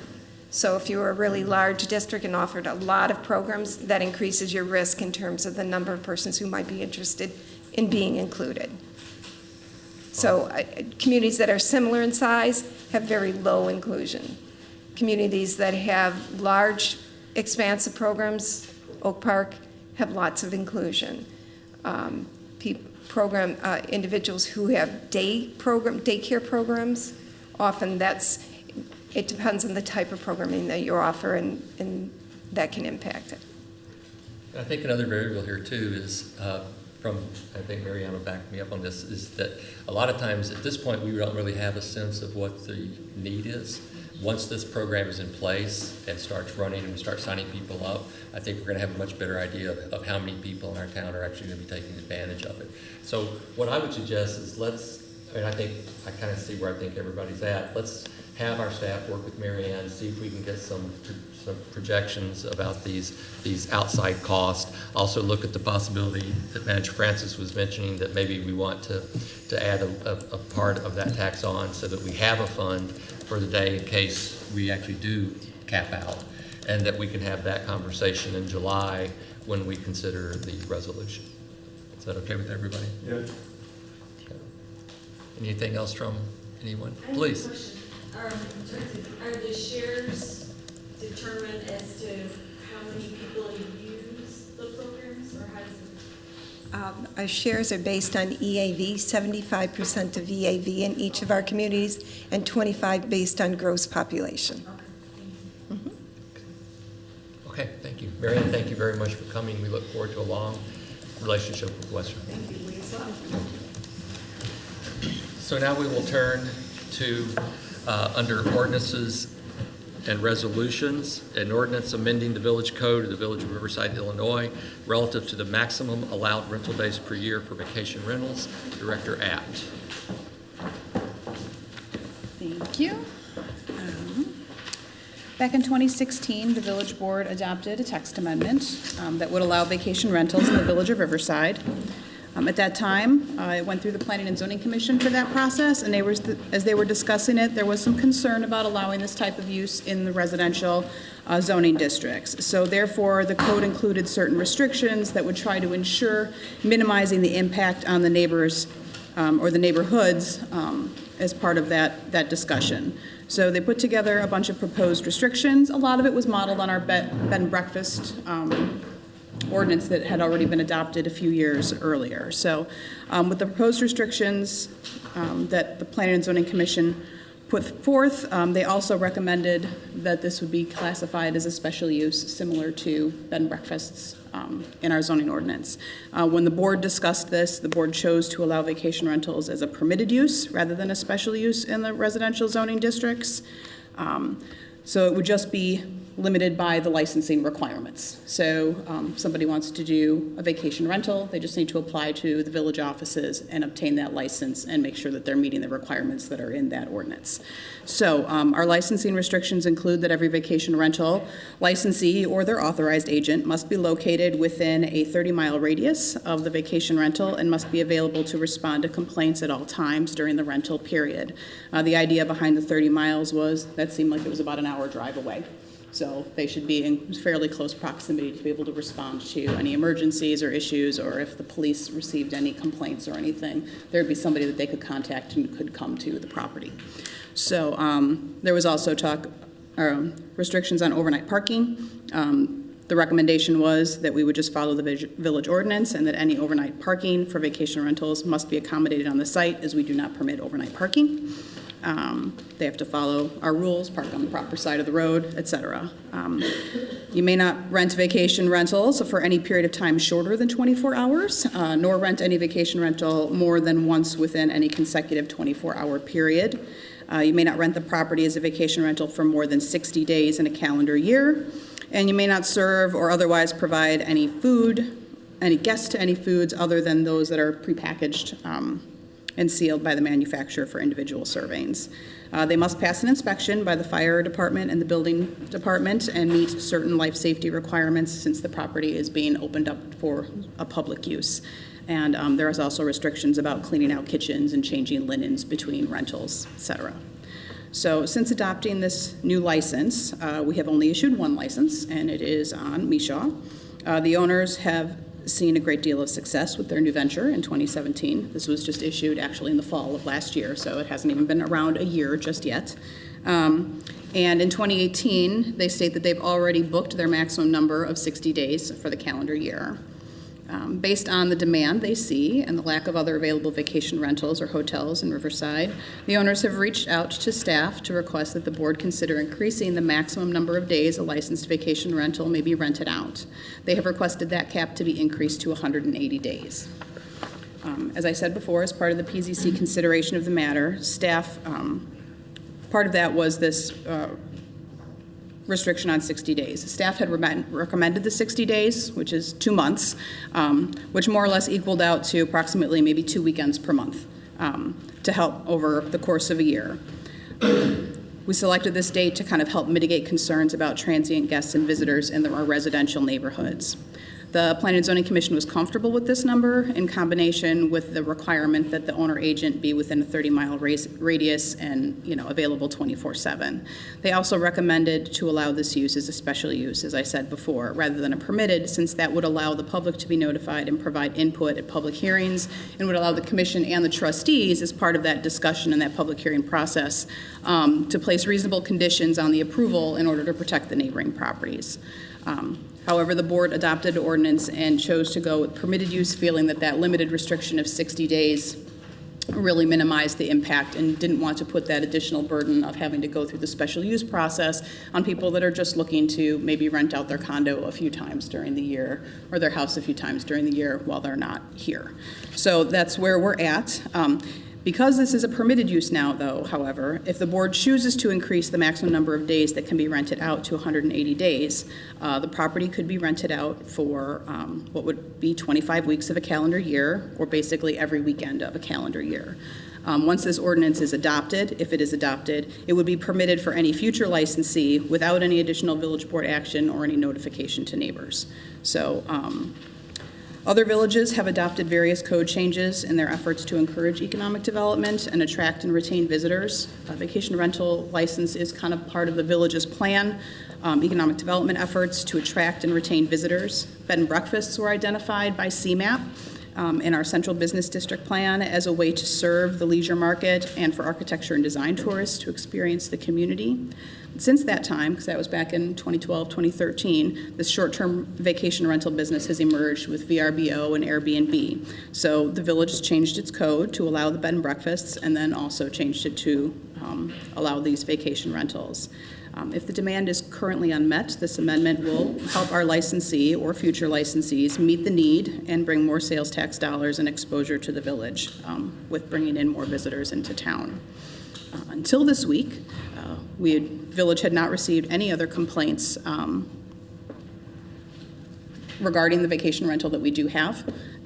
We never received any notification from the police department. Asked the police department, they'd not received any noise complaints or been called out to the property where our licensee is. So as I was writing the staff report, we had no complaints regarding this. But as a courtesy, and since this was before the board, staff did reach out to the immediately adjacent neighbors to let them know that this change would be happening and that the board would be discussing it.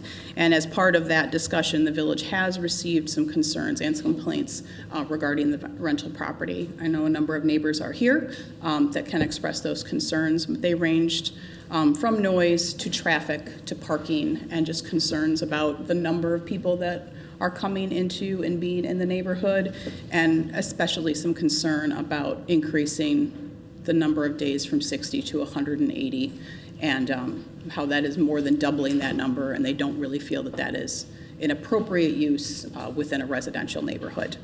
So you do have a draft, you have an ordinance before you that would allow that number to be increased to 180 days.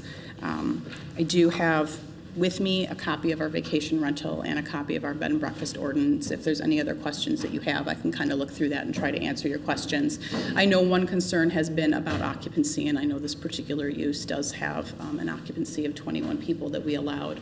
The way we wrote the ordinance is based on square footage, and since this is a larger home and has a larger amount of usable square footage, it's 1 per 200 square feet. And so based on what they have available, and we said is useful, they get to an occupancy of 21 people. That's not necessarily what the board or staff had originally thought would be how this would pan out. I think we were thinking, a smaller scale. However, we did issue the license, and that is the maximum that was permitted. So that is also something that we can certainly look at if the board is concerned about the occupancy, and I know some neighbors have brought that up. So that is something that staff can look into as well. So I'm happy to answer any questions you have, and I know there are a number of neighbors here that would like to speak. From folks who have been patiently waiting, and then before we engage it as the board. So we'll get back to you. Who would like to address the board next, please? Hi, my name is Josh Blomgren. I live at 135 Akenside, and I live just on the back side of this particular property. And if you look at the listing, it's listed, as we've already said, that it will accommodate 21 people. That includes a large patio area that has a hot tub. The garage has been converted into a party room. And so this includes a large outdoor space that is very close to my home. It's very close to many of the homes and the people that are here tonight. And while there may not have been any registered noise complaints, I think we can all agree that I can think of 3 or 4 Thursdays in the past 6 weeks where noise has been in excess of midnight, sometimes 2 or 2:30 in the morning, 3 o'clock. And so I apparently knocked off before it ended. But I have also concerns that we have a lot of children in the neighborhood. And so this includes people driving in and out of Riverside to attend for the weekend. They're not familiar with the neighborhood, so they may be looking at a phone, looking at a map, and not paying attention to where they're at. I don't know how many cars 21 people bring to it, but a lot. And so from end to end on the street. And so overnight. One at a time, sir. So one at a time. So I think some of the village ordinances aren't even being followed in terms of overnight parking, and 21 people doesn't really constitute a bed and breakfast. It constitutes more of a business, in my opinion.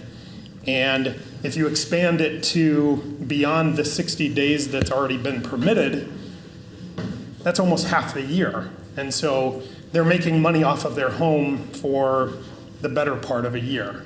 And so I would say that it'd be rezoned as a business if that's going to be the case, or they have to get special use permit, or even consider decreasing the number of days because of the disruption to those in the surrounding neighborhood.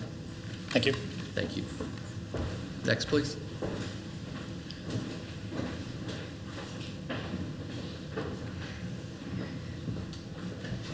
Good evening, members of the board. My name is Donna Lanny. I'm here with my husband, Ron Lanny.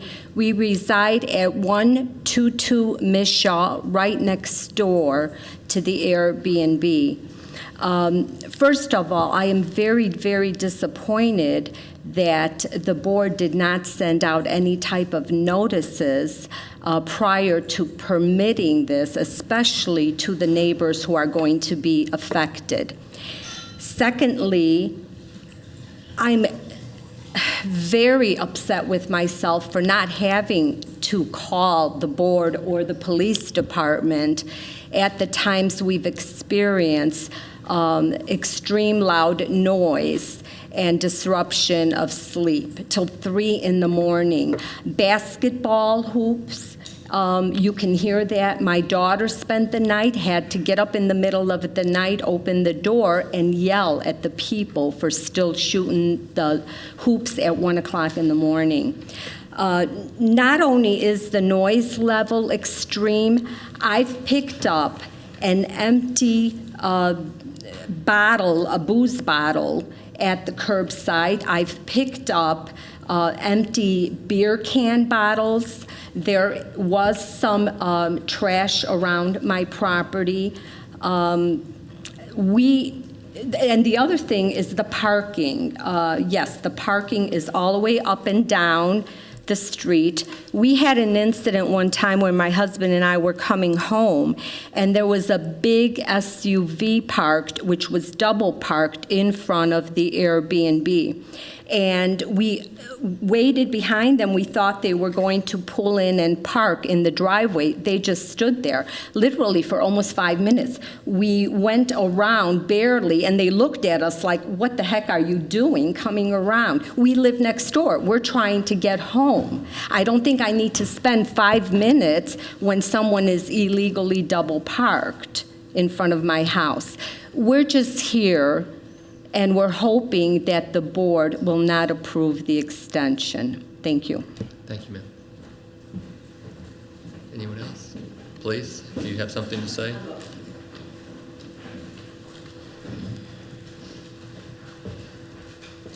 Hi, everybody. I'm Virginia Latner. I'm at 136 Mishaw. I am a direct neighbor of the 130 Mishaw Airbnb. I am not necessarily opposed to Airbnbs in Riverside. I stay in them when we go on trips, and we have a wonderful time staying at them. However, my biggest concern is the number of people allowed to stay in this Airbnb. Granted, there's a lot of large homes in Riverside. If it's going to be by square footage, I believe there'd be many other homes that could be 20 to 30 people. And that's not a single-family home. It's just, this is beyond a family. This is more of a gathering of extended. And in the words of the ad, it's encouraging venues, reunions, retreats, wedding party stay. I don't know if it didn't say wedding party, but they have had weddings and they've had tents in the backyard and the seating. And it hasn't been, I'm not going to say that it's been very, very disruptive when they've had it, but I see it opening up a big door to things, possibilities. And the streetcar, the parking has been the biggest issue for me as well. I mean, to look out and see cars in front, up and down the street, every day of a weekend is not pleasant. You know, that's not what we're paying for our home in a residential area of Riverside. 21 people is I think should be revisited as well, or the number of people allowed in a home for an Airbnb.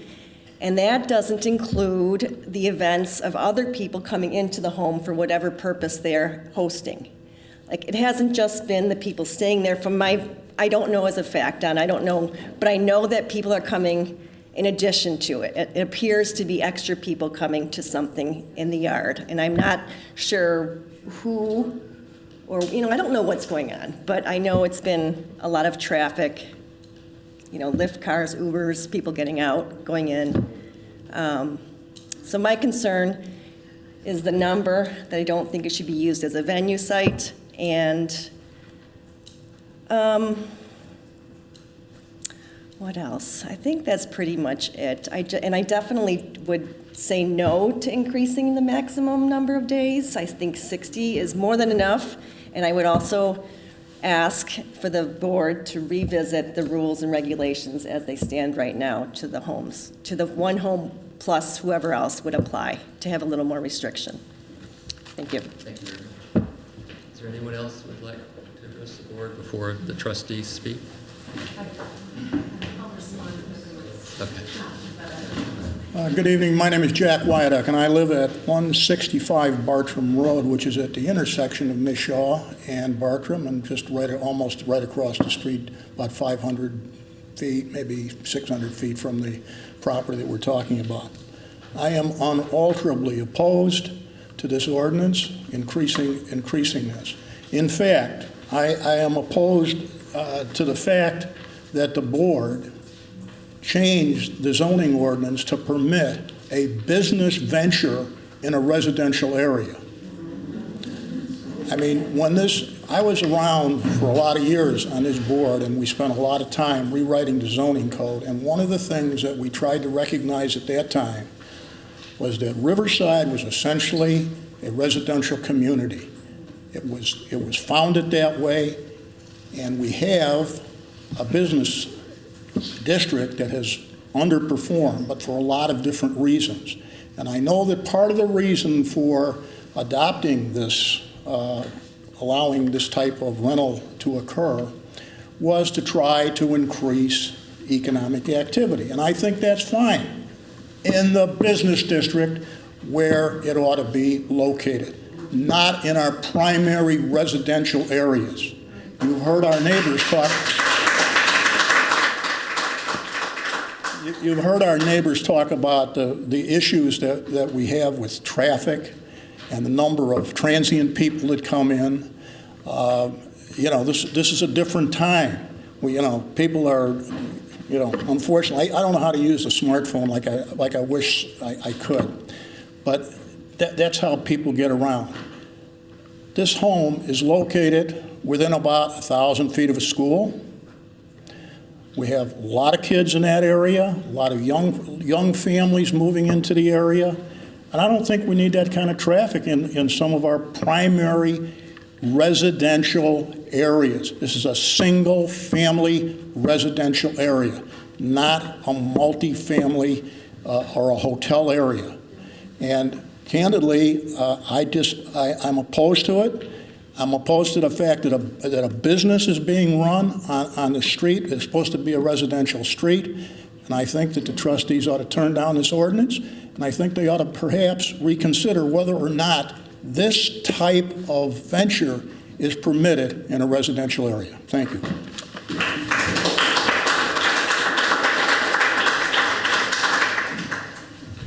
Anybody else like to address the board?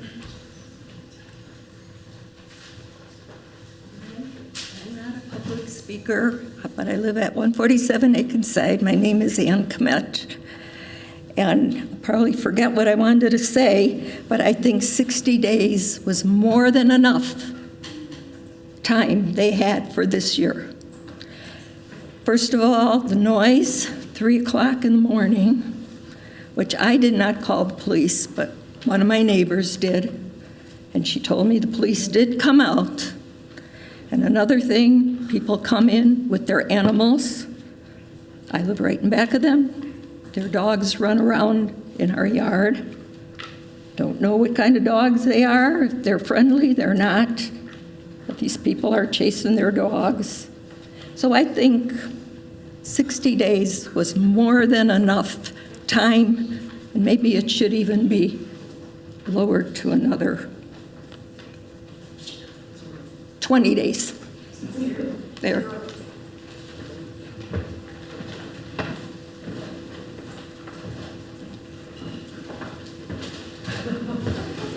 AJ Ruska, 170 Mishaw Road.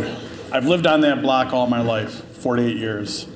And to build on what Mr. Wyduck said, to have a hotel there now, because that's the way it's being run, it's all weddings, it's all large parties. Think of your own home on a beautiful Saturday afternoon, and you have 60 cars lining the street. 60 cars. Mishaw, as you all know, is a one block long, right? Okay?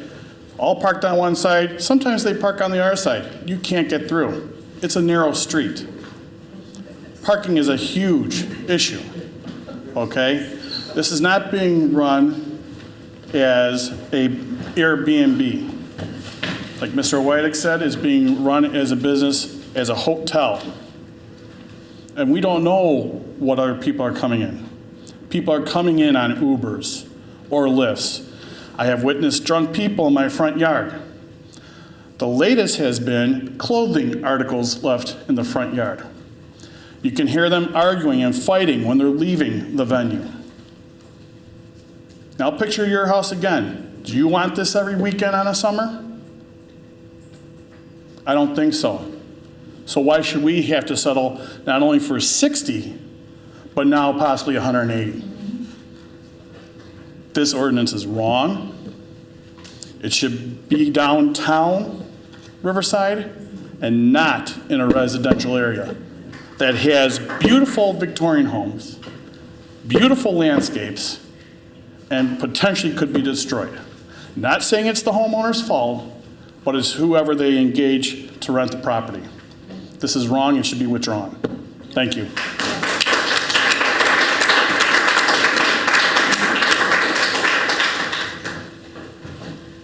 Anyone else? Ms. Baird?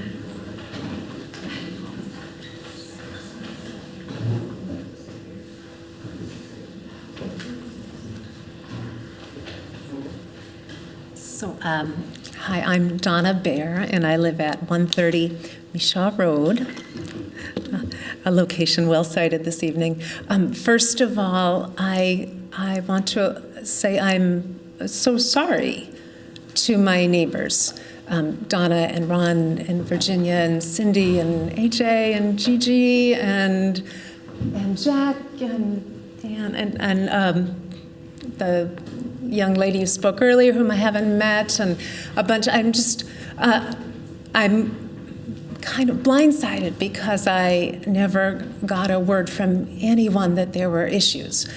And I, partly, maybe you can blame having raised 10 kids, 8 sons. My tolerance for noise is probably a lot higher than it ought to be. I knew that we had renters who were happy and celebrating. We had Irish kids come from Ireland for a Catholic youth conference, and we had a woman from Brookfield who was celebrating her recent marriage, where she had her kids in. We've had sales teams that have gathered from remote locations to try to build their sales force.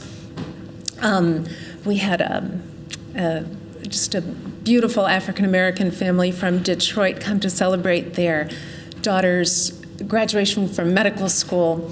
And it was just a beautiful, joyous event.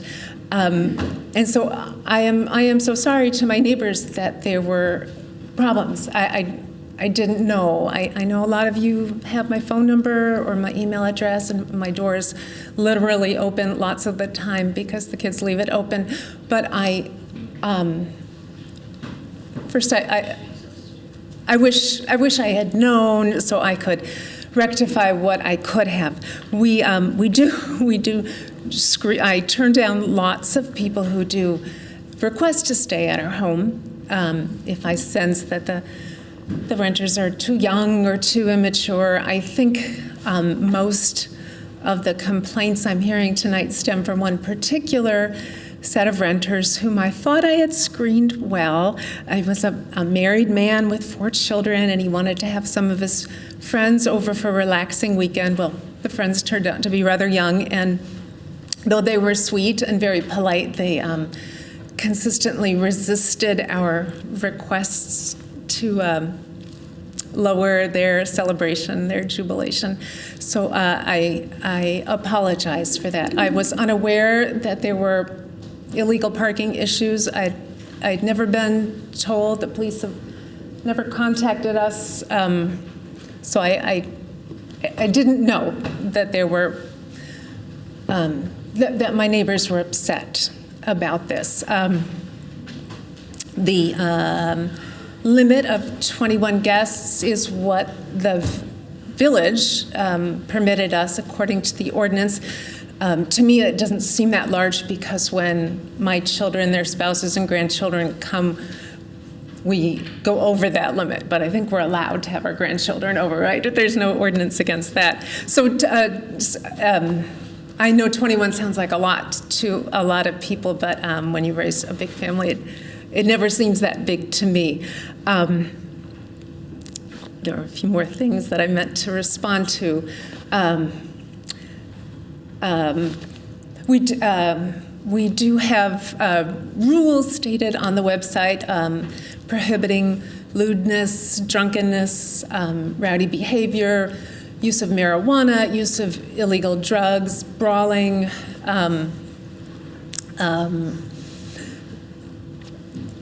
we're fuddy-duddies. That's basically how the listing comes across. So we do try very hard to accommodate that. When we were considering, we knew that developing a host community, an Airbnb or a vacation rental community, was part of the village goal to bring people to Riverside, to increase our tax base, to expose the world to our beautiful village. And when we realized that we were meeting our maximum and that there weren't other venues providing this service, when we went to President Sells, he suggested, well, why don't you just go and get a bed and breakfast license instead of doing the Airbnb, instead of doing the vacation rental, to the Airbnb license, which would permit 365 days a year of rentals. And that just seemed like too much to me. And so we thought splitting the difference would be to ask for an increase in the number of days that we could offer this service. I have probably forgotten to respond to some things, but I do want to say to my neighbors,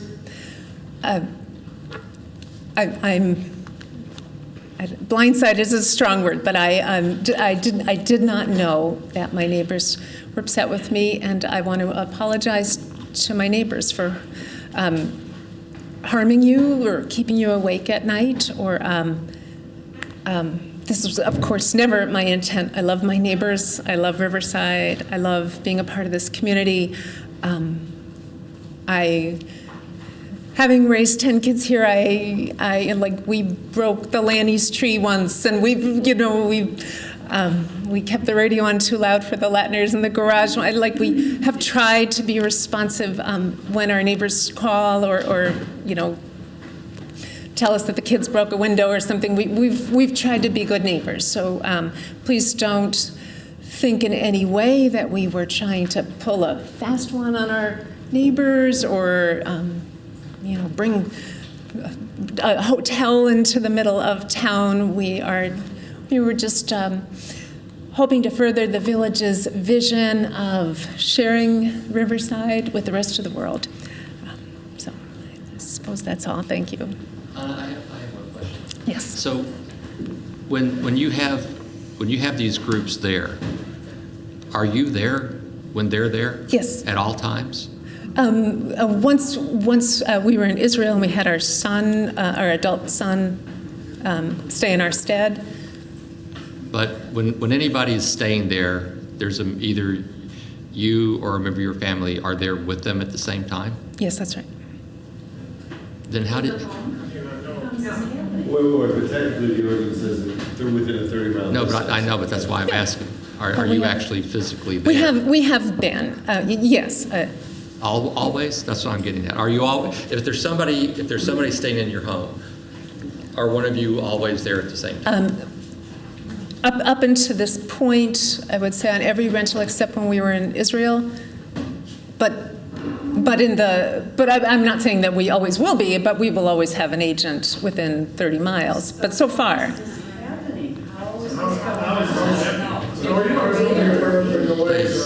Sorry? Please, may my husband of course. join me at the podium?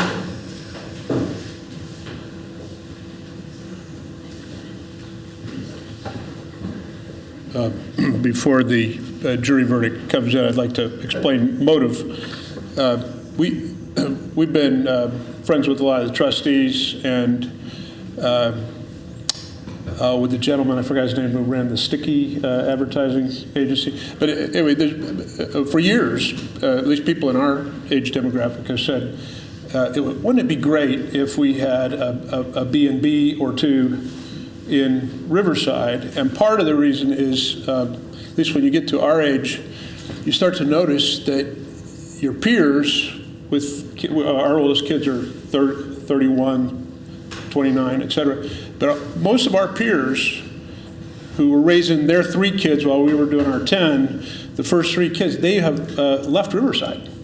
They've downsized, they've traded out, they went to Indiana, they flee the black hole of Illinois in terms of the finances. And so, everybody knows this. There's this phenomena of being priced out of Riverside, or you become empty nesters and you downsize and get away, or buy a condo or something. So one of the first calls we had when we started talking to the village was from a multi-generational family in Riverside that was very excited because this would be a place where their family could come back for a family reunion. And I think that was our chief motive. We thought, wouldn't it be great if, for our own family and for others, if there was a place, a B&B type place where you could come if you're a Riversider, or if you're an Olmsted Society person, or you're an architecture fan or something. Wouldn't that be great? And we had nothing to do with lobbying for a B&B ordinance. It had nothing to do with the Airbnb thing. One 4th of July several years ago, we found ourselves accidentally sitting next to Ben and just heard that it had passed. And this fall, we're going to be down to 2 of our 10 kids still at home, the others out. It'd be nice to retain it for Thanksgiving and family gatherings and stuff. So because of that desire expressed by people we thought were sort of town fathers, we thought, well, we could give this a try. And it wasn't terribly burdensome to pass the licensing.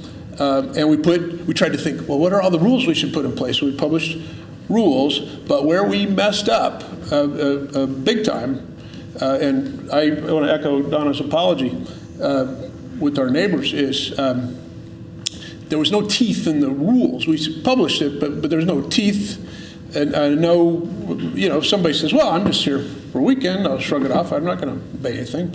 There's no teeth. And so it occurred to us, whatever the board decides to do, we, pursuant to the law, we booked 60 nights. We're capped out now. About 30 of those have been executed or delivered, and about 30 remain, but we don't want to tick off our neighbors' past or future at all. So we're, with regard to what remains, it's our intention to make clear, crystal clear to everybody, it's not just in the fine print online, but in big signs, and also in fine print as to your security deposit. If you mess up on the quiet hours, your $500 security deposit goes away. Well, actually, I was gonna volunteer something here because I'd heard about the disabled program, the WESRA, is it called? WESRA. But our objective is not to make money on security deposits because somebody was loud at 11:30. We would be glad to give those security deposits should we have to collect. We'll chip it into the fund for our disabled neighbors. It's not, that's our purpose. At what cost? At our cost? Here, I'll give you a check right now, Village of Riverside. I mean, how many times is this going to have to happen? Well, we the bottom line is a business should not be in a residential area. I'm not paying taxes for that. Well, none of these people are. well, so we just followed the rules. We did a thing, but our people, we will admit. They're not going to follow the rules. It's something that you can't control. You can't Well, that's. unless you have police. Let's not. That's, we that's, get it. that may be, but if I could just finish, the statement. Yes. We've been landlords in the city, as many of you have been landlords. You can control things. We just didn't hear, there's Airbnb and VRBO rentals, they're all over the place. You can control things. What we didn't have is any teeth, and we didn't have signs erected, and we just were feeling our way, and these very cute young people from Vietnam, they're descendants of boat people, refugees. They came for a concert in Chicago, and they brought the concert back home, and you say, how could we not know? We went to bed at 11 o'clock. I woke up at 2 o'clock to go to the bathroom. The backside was on the backside of the house. I heard noise at 2 o'clock. I went down and said, but we mussed up, and we did not know anybody was upset, anybody, until our good friend across the street came yesterday to say, hey, I wanted to share with you some concerns. We would have moved quicker to remedy things had we known there were other concerns. So I shared Donna's wish that, talk to us. Just come say we're worried or we're upset or whatever. And we can, we can, as far as the additional 60 days go, or the additional days go, we like Riverside too, and we do not want to do anything to mush its character. We thought we were helping by trying to get this vision of B&Bs going, but we'll fold, and we don't need to add any days. We have sort of an obligation to deliver on the remaining 30 or so that have been booked, but we don't need to add any. And we love you guys, and we don't want to tick off anybody. And we thought we were being civic-minded and adding an amenity to the town. And this is, honest to God, it's the first negative feedback we've had from many of our neighbors. It was just yesterday, late afternoon yesterday, that somebody cared to share this. And maybe we did know that talking out loud at 2 a.m. is, on a Thursday night, is improper. We knew that, and when we discovered it, we went down. But what we hadn't done was put in place teeth for, if you break these rules, you'll pay somehow. So we messed up, and we apologize.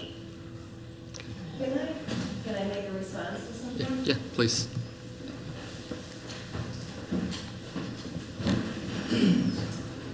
This is regarding complaints and to let you know about stuff. So I have lived next to the Bears for many years, probably, 2003, 2000, since then. But so I am aware of the large family and the noise, and I have never had a complaint about that. I've never called the police. You know, it's loud, there's basketball playing. I've called twice. But no, I'm just want to my point is. It can't be true, because I've personally filed 2. No, I know this is not regarding the Airbnb. I don't have a problem with families and neighbors having their families and having their own events and enjoying themselves. And I don't think I've ever called the police or even had to call you about anything besides a couple of minor things. Now that there's renters, though, I don't know when there's renters officially. So I don't know if the noise is just their family gathering.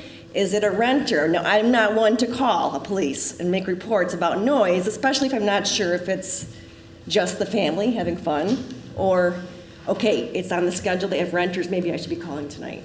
So I'm not one to complain in general, so that maybe is why I haven't had to call or make complaints. I'm feeling like now I have to sort of be watching, okay, it's after 11 on a Thursday night, maybe I should make a phone call now because I think it's a renter this weekend. If it were the family, I wouldn't say anything.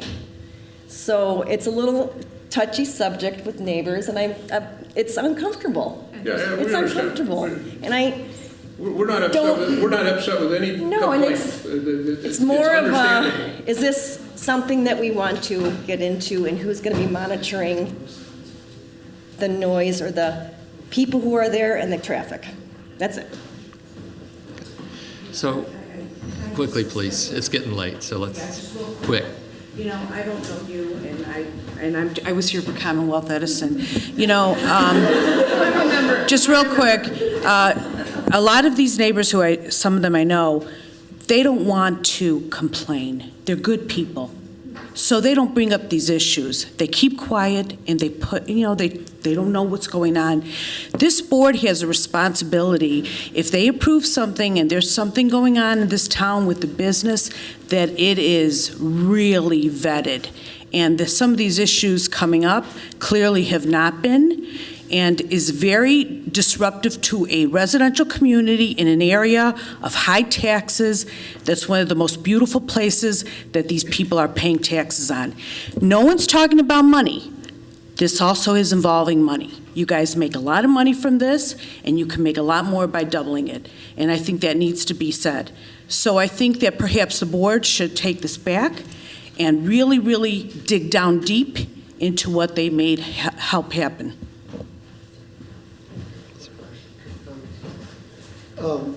First of all, I want to say that the Bears followed the rules. You know, apology accepted, but you followed the rules, so there's that to consider. The issue is the number of people that were allowed to come to the venue.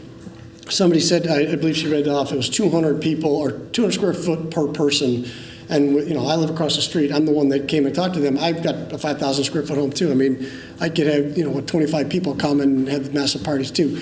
Not a good idea. So I think the issue is with the number of people that were allowed to come, and that was part of the rules. And again, I'd like to reiterate, my conversation with Steve yesterday was very cordial, very friendly, non-confrontational, because they are following the rules, and all of this has happened while still following the rules. It's an important point to know. And I think that once you I think 200 square feet is the wrong number. I don't know what the right number is. Smart minds can figure that out. You should work to figure that out. The issue is you can't control when you get that large, and it's gone beyond a bed and breakfast to become somebody used the term destination location. So I think we're all in agreement there, and I think we can figure it out. And I think the Bears are going to be very helpful in trying to figure that too. We can all work to a solution. One other point that is very important that I want to make, and the thing that probably disturbed me the most about this thing, is the misinformation that is going on here. We had a paid official come up here earlier and say there was never any police calls made or complaints or anything that has happened here. I've heard at least 4 police call complaints that were made. So we have a paid official informing you, our governing body, that nothing was ever mentioned or complained or there was no problems. That, to me, is misinformation, is a huge problem. That also, I hope you make note of it somewhere and write it down and consider that, and somehow as a governing body figure out how that doesn't happen again, because that's really important. The other thing that was said under the context of misinformation was, we called the neighbors. I heard somebody say, oh, we called the neighbors. I live across the street. I'm literally, well, Virginia and the Lannies are probably closer, but other than them, I'm the closest neighbor to them. I never got a phone call, never heard a word. I heard it from another neighbor, not from somebody in the office, not from a board member, not from anybody representing the village. But yet, so the official that we pay, who informs you, our governing body, said, oh, we called all the neighbors. Didn't happen. That is extremely disturbing to me. And I hope, as the governing body, you guys look at communication and what's being done and being communicated to you and the information you're getting to govern our village. That's extremely important and one of the most disturbing things to come out of this evening. Thank you. Just so nobody's harmed here, we never had any police visits. So if there were calls to the police, there were never any visits, unless I slept through them. I mean, we just, because we were... I got called on a Thursday evening, and they told me they were sending somebody out. It could have happened. We were in Israel for 2 weeks, 10 days, so it could have happened in that window. But the particular, there's a particular rental we regret deeply, and I have a feeling that might explain at least some people's concerns.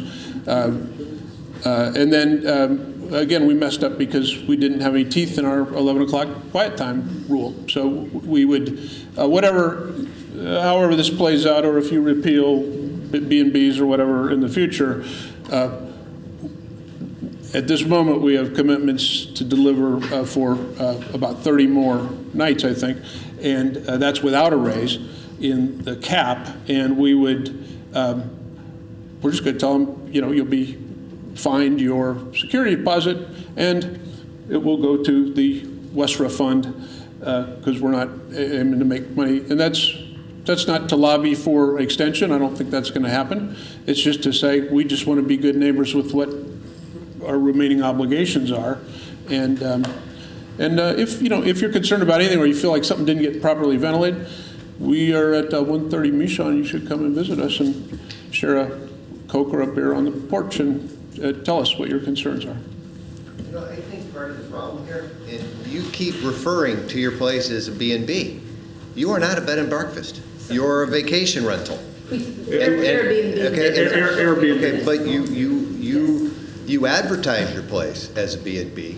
You advertise your place as a venue for weddings. You have pictures of weddings. You advertise your place for people to come, and you even talk about a family that came and cooked grandma's recipes. Yeah. You're not allowed to serve food. We don't serve food. We don't. We don't. You're mistaken. Grandma. Serve or otherwise provide any guest any food. We only do according to the ordinance, which is prepackaged. We give them some wine and some. But see, that's according to the ordinance you wrote and passed. Well, that to me means that there should be no food brought to the residents. Well, then you should amend your ordinance. You're 100% correct. And we need to. And if just about everybody here, I bet, has some familiarity with Airbnb or VRBO, but these places are rented for all sorts of purposes. And we've done nothing wrong in terms of our advertising, nothing deceptive. We've obeyed the rules. What we failed to do was enforce properly our own imposed quiet hours of 11. I tried to find in the village ordinance where it says, when you should be quiet, and I didn't find it. There's something about disturbing the peace. But we think 11 o'clock is plenty, certainly on a weeknight and even on a weekend. And I also want to add that this is maybe neither here nor there, but our block has been a very convivial block. Block parties going into the wee hours of the night, 50th birthday parties, RB unions, reunions with loud rock and roll into the wee hours, and weddings, not just at our place. And because of that pattern, we inferred, and because of the liberty in the law, we inferred, and because of what people do with VRBOs and Airbnbs, we advertise that way, partly because we wanted to make a go of this for the sake of the town, for people who want to stay and come back in Riverside or have a place to be. But we don't want to upset our neighbors, and we do not want to. We're not even muscling for the proposed extension, we just informed the trustees, we've hit our, you have succeeded. We have hit our 60 max. If we don't want to turn away new people or new inquiries, then it must be raised because we're not going to violate. And if you don't wish to raise it, then we will turn away people for the balance of 2018, and it will probably impact our decision-making for 2019, because maybe this is a half-baked idea, and maybe Riverside isn't a community that should have a bed and breakfast or a place for old-timer Riversiders to come back and or people who need a wedding venue to have. So but we're going to fold, and we're not pushing, and we want your forgiveness as neighbors, because we didn't mean to offend or upset anybody. And we hope you'll come and talk to us about your continuing concerns, and we hope you'll allow us to, I guess we would like to deliver on what to which we've committed, kind of contractually, but we're going to put teeth in it and say, be quiet at 11. And if that doesn't work, then you'll be all the more justified in your concerns tonight. But we think it'll work, and we're going to try to make you happy with what remains of the summer. And our apologies, please. So what I suggest, I think I'm gonna call. All right, go ahead. Just two quick comments. I think the first problem was trying to set up a B&B in Riverside. Riverside is a residential community. If Riverside itself, governing body, wanted a property downtown Riverside to set up some rooms for B&B, perfectly fine, but not in the neighborhood. And secondly, just want to reinforce my neighbor's concerns with the noise. We're behind the property on 139 Akenside.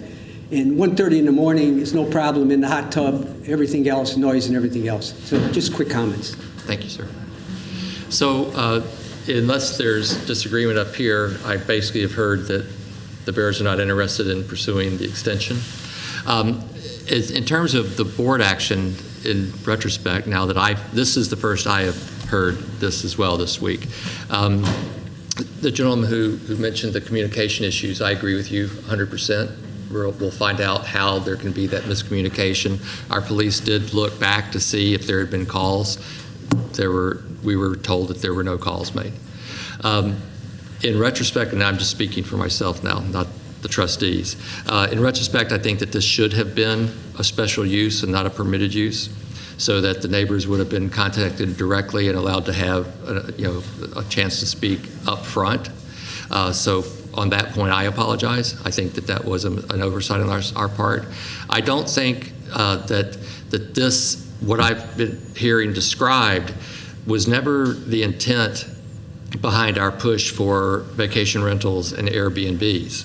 I think that what we all up here envisioned was a family coming to stay in a quiet setting and using that setting as an opportunity to go out and explore Riverside, not coming to a party venue. So what I think that the Bears are certainly correct that they have followed all the rules, and they should be allowed to carry out their contractual obligations to the remaining tenants that they've agreed to. I think that they're going to be hyper vigilant now that they've heard from their neighbors. Knowing the Bears, I suspect that's going to be true. And then I think this board will be interested in revisiting both the bed and breakfast and the vacation rental property ordinances, because obviously the things that we have in place are not sufficient to protect the residents. So that will happen as well. So I appreciate everyone coming. I understand that it's very hard to complain and it's very hard to call the police, but at some point we only can act on the information that gets to us.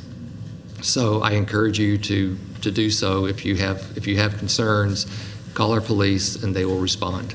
And then we can have a better idea of what's going on in our village. So I would like to make a recommendation that we don't accept any new vacation rental permits or extend any licenses until we are able to, because I think every time someone gets up there, they keep calling this a bed and breakfast, and that is not what we talked about. Right. We talked about exactly VRBOs where you're I've used them every time I go somewhere. I go to Nashville, I stay in a VRBO, it's a nice little place, it's a one bedroom, it's my wife and I, and then we explore Nashville, we explore New Orleans. That's the way we do it. We never think of bringing, or trying to have a group outing there. I think that's where the divergence was, and possibly it wasn't that we weren't clear enough. And I think we should be clear on what we're supposed to do, but I think we should not allow anything else until we get a chance. I agree with that. Is everybody else fine with that? Yes, Mr. Polley. I agree with that as well. Two other things I wanted to mention. One other thing I wanted to mention for the residents of the village. In terms of code enforcement, we have a small staff.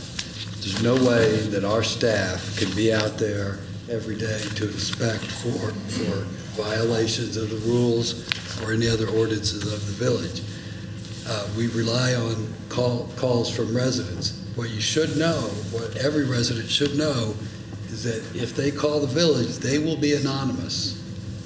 Their name will they don't even have to give their name. Correct, Jessica? Correct. Or you can also submit things through Riverside Response, and it can be anonymous. So I completely understand how difficult it is to pick a fight with your neighbor. Nobody wants to rat on their neighbor, and you shouldn't have to. That's why the anonymity is so important when it comes to code enforcement and calling in complaints. If we were to be aggressive and not rely on that, guess what? Your tax bill would go way up because we'd have to hire 10 inspectors. So that's just not possible, nor is it desirable. So again, I just want to say I appreciate the residents' concern about not wanting to call in complaints, but knowing that they're anonymous and knowing that that helps the community. I think that's important for everyone to know. Thank you. And just to circle back on the communication, if those of you who said that you called the police, if you could please let Manager Francis know when that occurred so that she can get with Chief Weitzel and find out why, for some reason, it wasn't picked up, because that's obviously very important to us. So, thank you all. Thank you.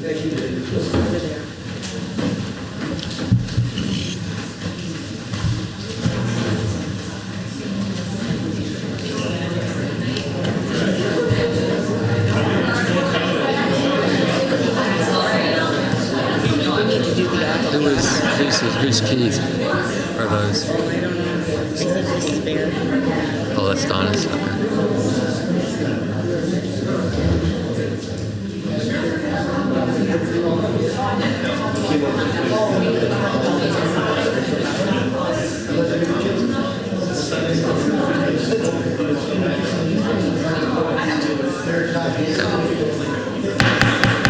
Quiet, please. We're going to move on now, pick up where we left off. Next up is the president. Mr. Bear, if you guys could please take the conversation outside. Next up is a motion to accept the Village of Riverside's comprehensive annual financial report for the fiscal year ended December 31, 2017. Director Johns.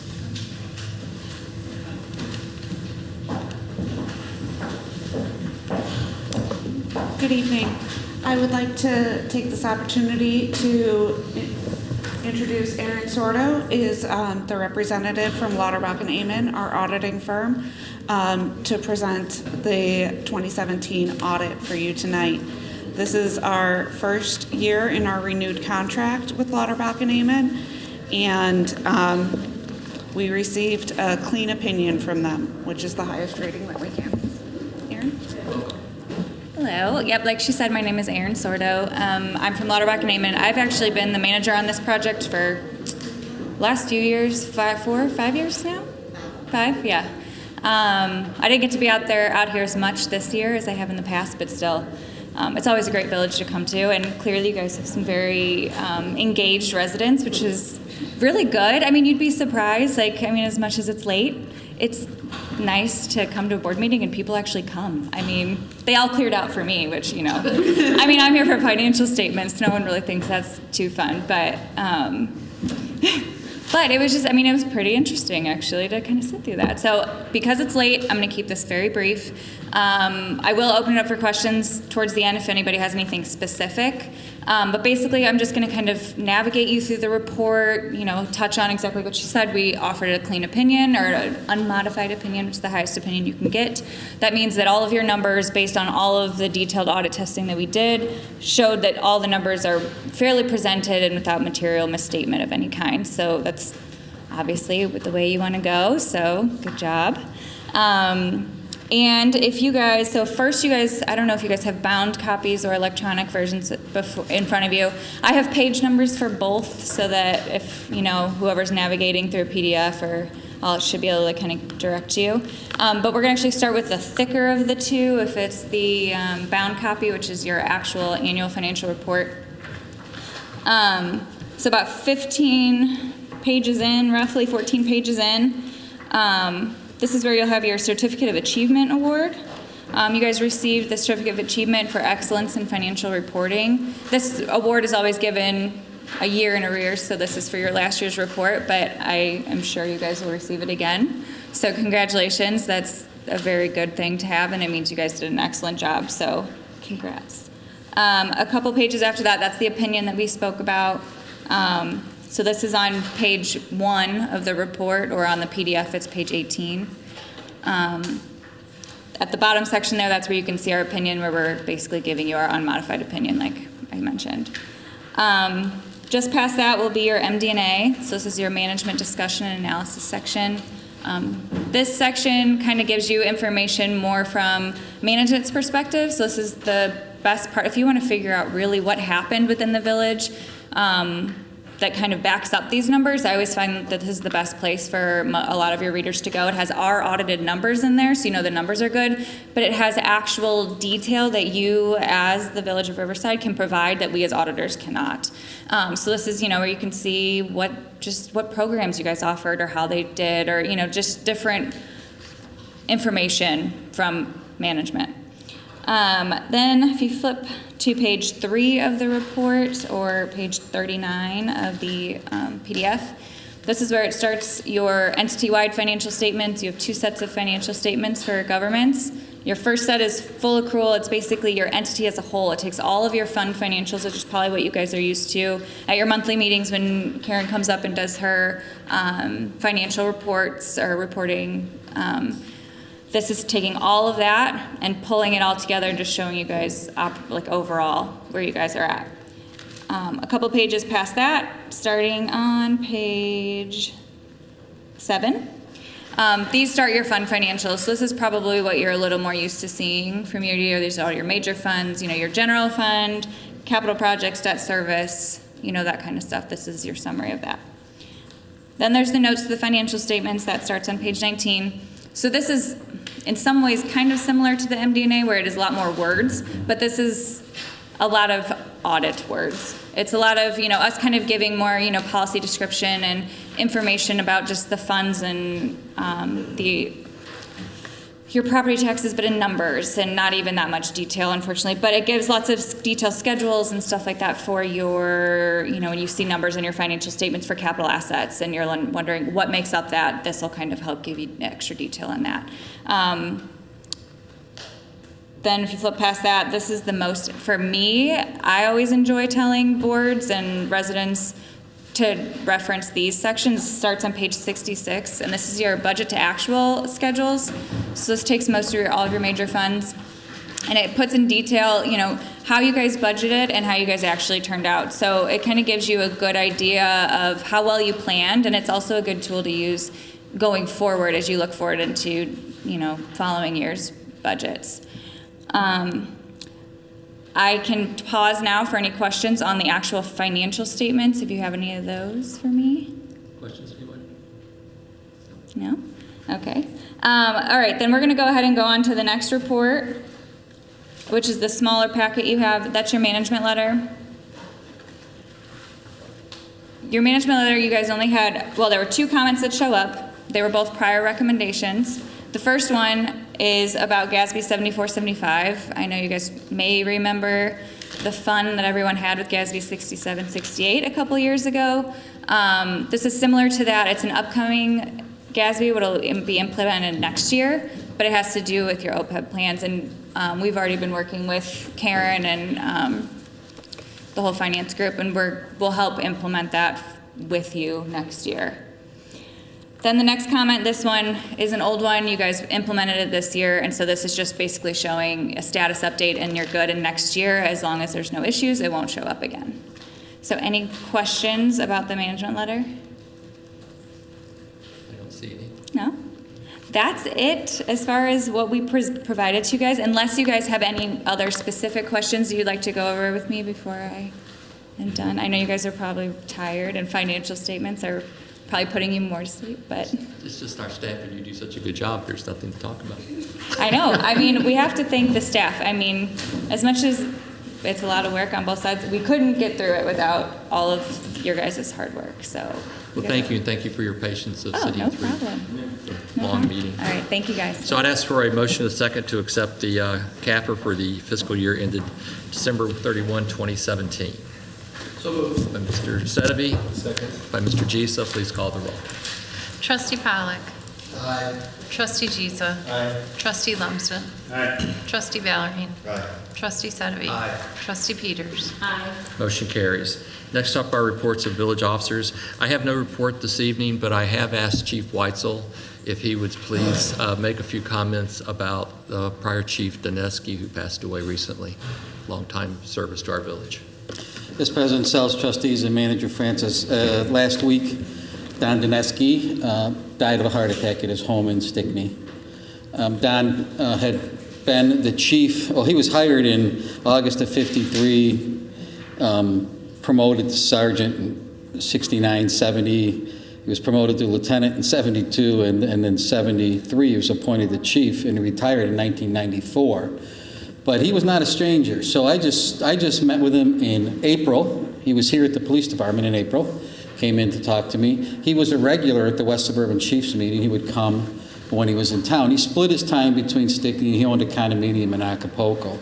And in the winter, he would most of the time be down in Acapulco. But Don was 41 years, and he was the police chief for 21. And I've been the police chief since 2008, so I won't exceed him. That'll be highly unlikely. I'd probably drive the manager crazy. But he was a gentle soul. And I say that, I told this to Bob Uppies when he interviewed me, but I'll never forget this. When I was hired by him, back in those days, you went through a series of tests, and the village manager was Chet Kenzer, and he had where the manager's conference room is now, he had a roll-top desk. And Don used that area to do an initial interview, and then if you were hired by the village after you did all your testing, your final step was with him. And his office was in the village police department, was on the first floor, though, back then, where the sergeant's office is now. And I didn't meet him during the process. He just sat in the back of the room. He did not participate in the selection process for officers. At that time, I was a police officer at the Brookfield Zoo. And he sat me down in his office, and he never sat down one single minute. I talked to him for 25 minutes. He walked around and tended to his plants.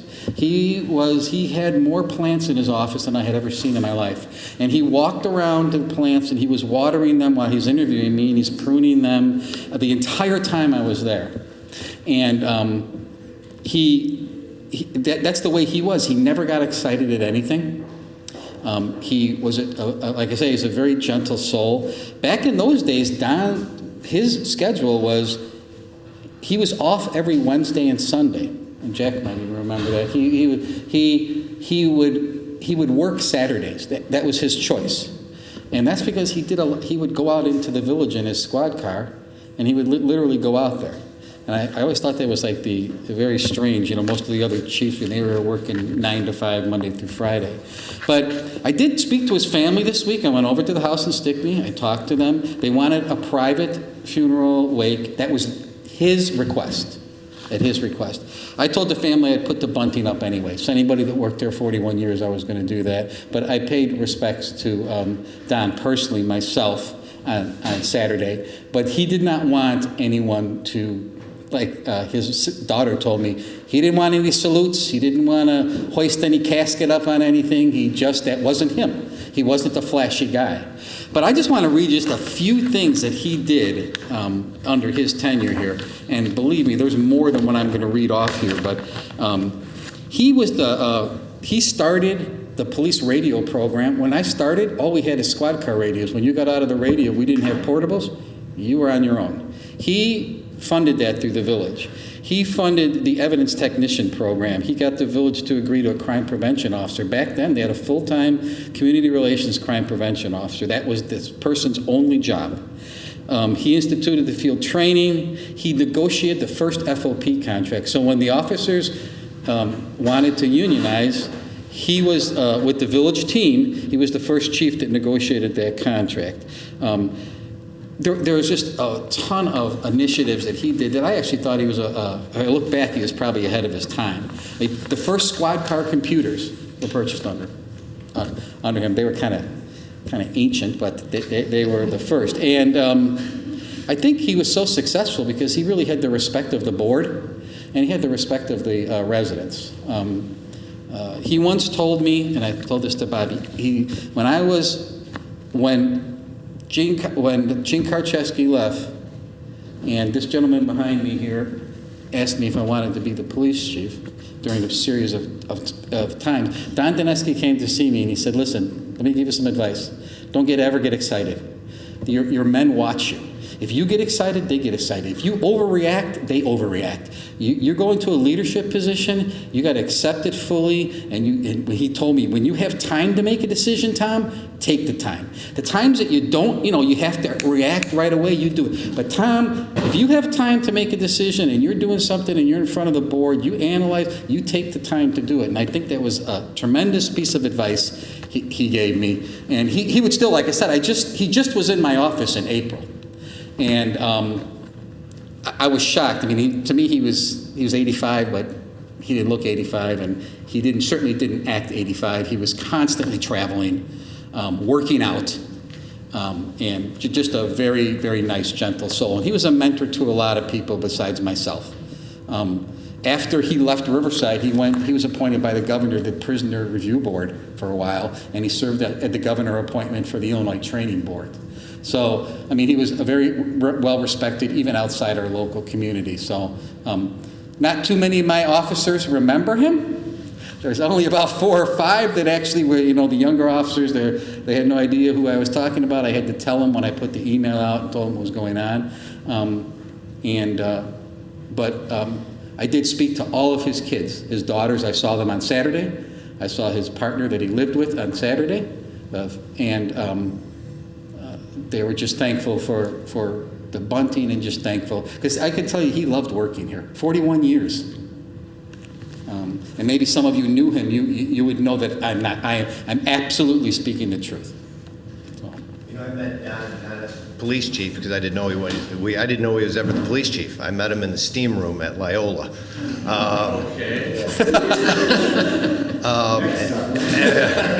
And we would talk about Riverside, and one of the things that he would, you say he brought in radios, he brought in computers.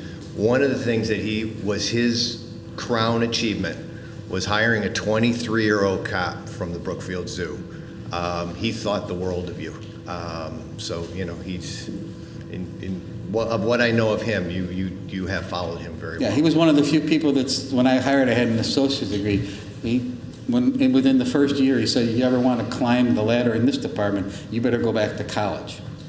And I went back to college. I got my bachelor's degree and my master's degree, but he was the one that said, if you want to, not necessarily the chief, okay, he wasn't thinking that far from a 24 or a 25-year-old, but he said, you're not going to go any farther than a patrolman unless you go back to college, which is a really good piece of advice from him. He was thinking it. Yeah. Thank you. You're welcome. Thank you, Chief. I wish I had known him.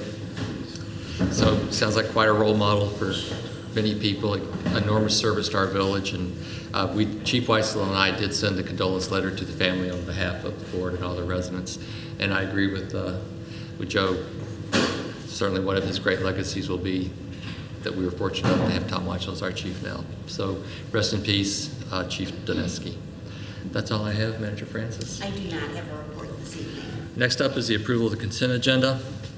On the agenda are the approval of voucher list of bills for June 21, approve the Village Board of Trustee regular meeting minutes June 7, file and review the following: Preservation Commission meeting minutes for May 2nd, Community Development Department monthly report May 2018, Finance Department monthly report May 2018, the Fire Department and Police Department monthly reports for May 2018, an ordinance ascertaining the prevailing rate of wages for laborers, mechanics, and other workers employed in the public works projects for the Village of Riverside, a resolution authorizing execution of an intergovernmental agreement between the Village of Riverside and the Northern Illinois Police Alarm System that provides for mutual aid in responding to major incidents, a motion to approve the special event application for Riverfest 2018 to be held on Saturday, July 28th in Centennial Plaza, a motion to select Thomas Engineering Group for Phase 3 engineering services for the Berry Point Road, Forest Avenue, and Herrick Road Surface Transportation Program resurfacing project,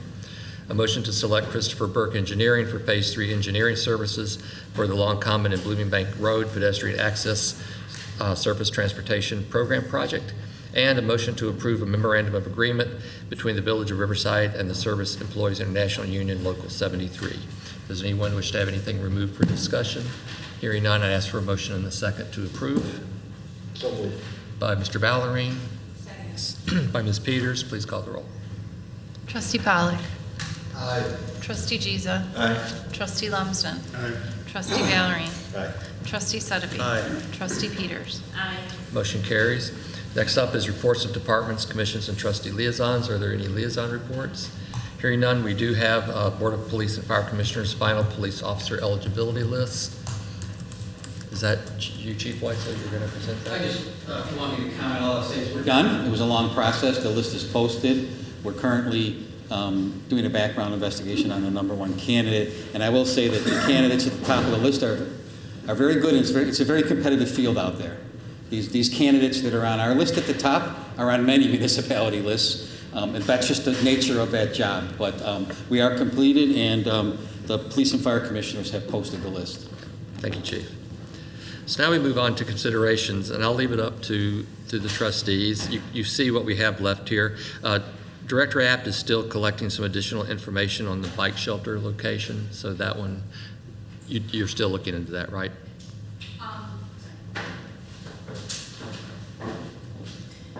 I was able to talk to the representative from the Dual Guard, which is the bike shelter company for the shelters that we selected. And so they were able to give me some options on some high-capacity racks that we could possibly fit in there and some costs on that. So I do have that available for you this evening if you're interested. Given the hour, I'll leave it up. I mean, obviously, the bike shelters and the wayfinding signage and the advertisement of alcoholic liquor, none of those are pressing. So I'm glad to entertain a discussion of those things, or we can move on to executive session, whichever you wish. I would like to just clarify, D, what I was talking about when I had that put on. We have a few bars in town that have both sandwich boards and umbrellas. And they get the umbrellas and they get these sandwich boards either from Corona or Oberon or Guinness or whatever. And according to our ordinances, they can't have those. And I'm of the opinion that, I think we've come to a point in time that, it's time that we wipe out that restriction, and that we allow these small taverns to small venues to take advantage of the things that they get for free from the alcohol distributors. So if there's interest in pursuing that, we can have staff prepare an ordinance for your consideration. Thoughts about that? I'm interested in talking about it. I'm not convinced that we should do it. But are we there that we'd like staff to at least take the step of preparing an ordinance for discussion? Sure. Okay. So we'll get that on as soon as staff is able to get to it. So Could I ask you a question on the bike shelter? Uh-huh. Is the discussion on the bike shelter holding up the bike racks? Well, it's an entire project. Right. So as far as grant funding goes, I need to be able to present my documents to them as a whole. I just So- hate to do this, but we put this off, and it's we fine. need bike racks. Yes, we do. The bike shelter, I'll tell you, I'm dubious about, but the bike racks we need to move forward with. Yes. We're applying for grants. I received a grant, so we're green lighted for fiscal year 2018. So I need to start moving on getting agreements signed and everything so that we can enter into a construction agreement to get them installed. So, but I need to have this kind of finalized in order to enter into the It'd be agreement nice to with get the the state. bike racks before winter. Particularly because we're not meeting it until then July. Yeah. Let's take it on then. That discussion. Okay.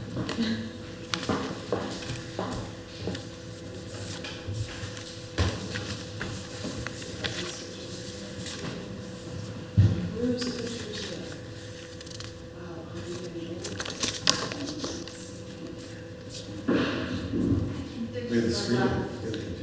Those 3 items for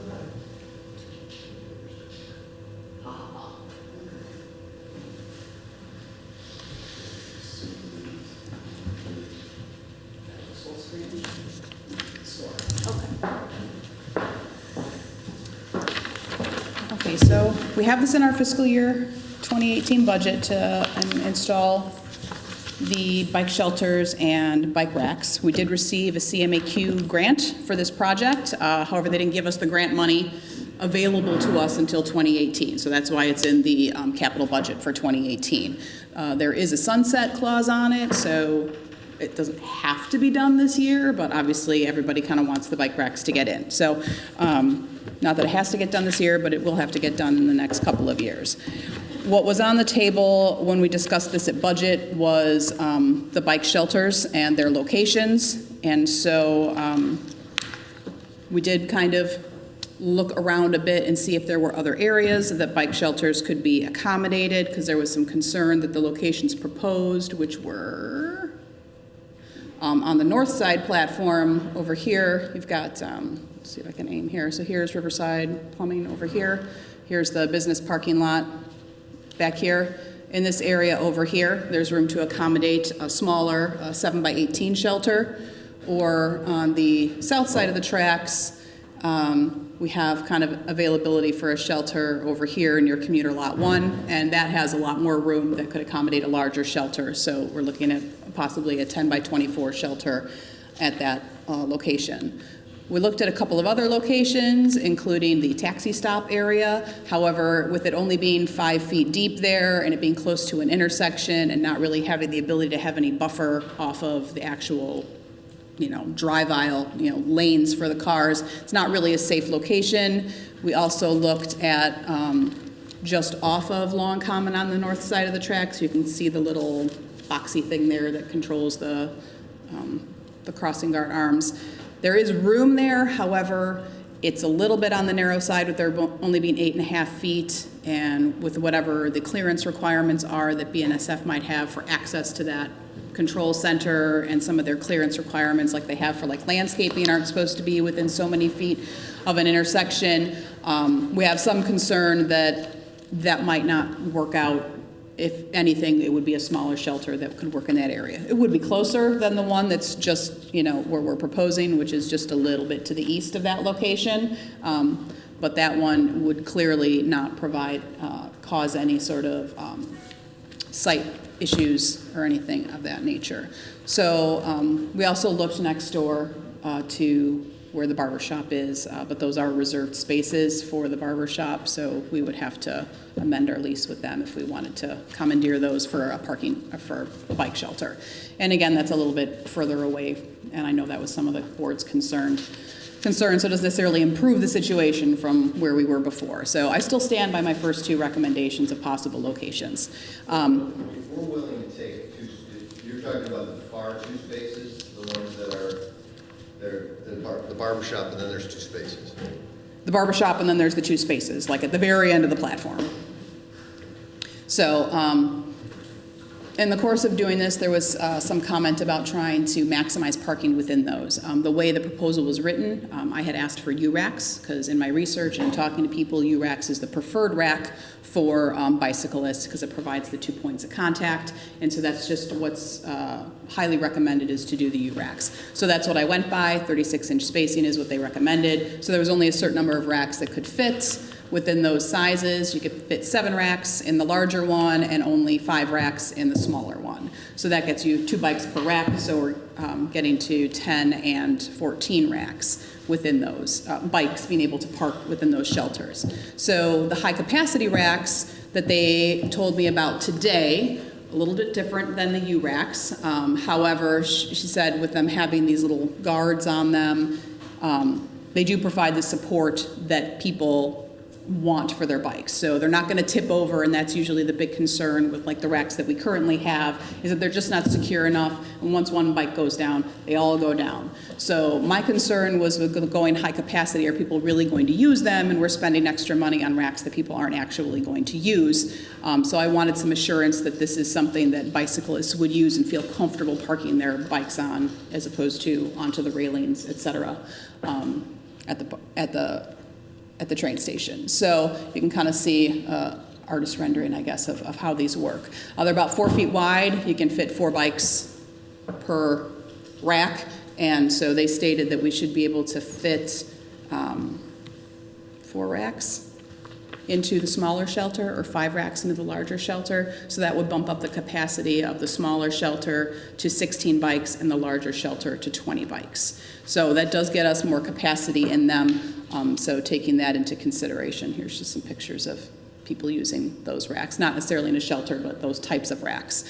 She also said because they have that alternating raise, it also helps keep kind of the bikes from getting tangled up with each other, so just a little bit easier for people to use.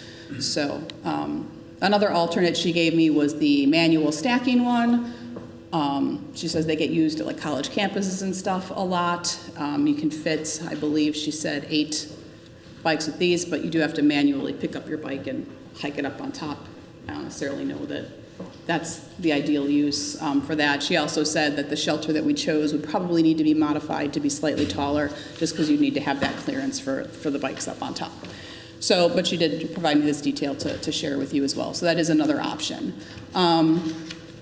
In addition to the bike shelters, we had planned on obviously replacing bike racks. So in the Centennial area, we're looking at replacing the racks that are in front of the rec center here, and then possibly adding one in front of the museum, and then seeing if we can incorporate, there's room to probably incorporate about 3 racks here, which would get 6 bikes actually, if we did manage to do that, but it would require the removal of that landscaping that's right there in that parking island. But there's room to be able to do that.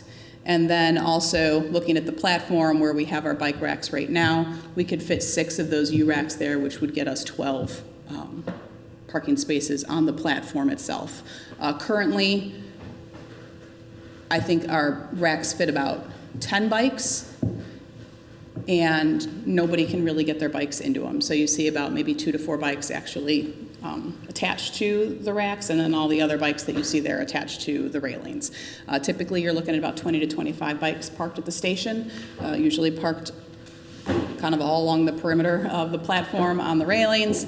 Sometimes I've seen as many as 30 when I kind of randomly do counts. It was not so high today with the rain, but so I mean there are people parking there when weather is good, and it can be on the high side.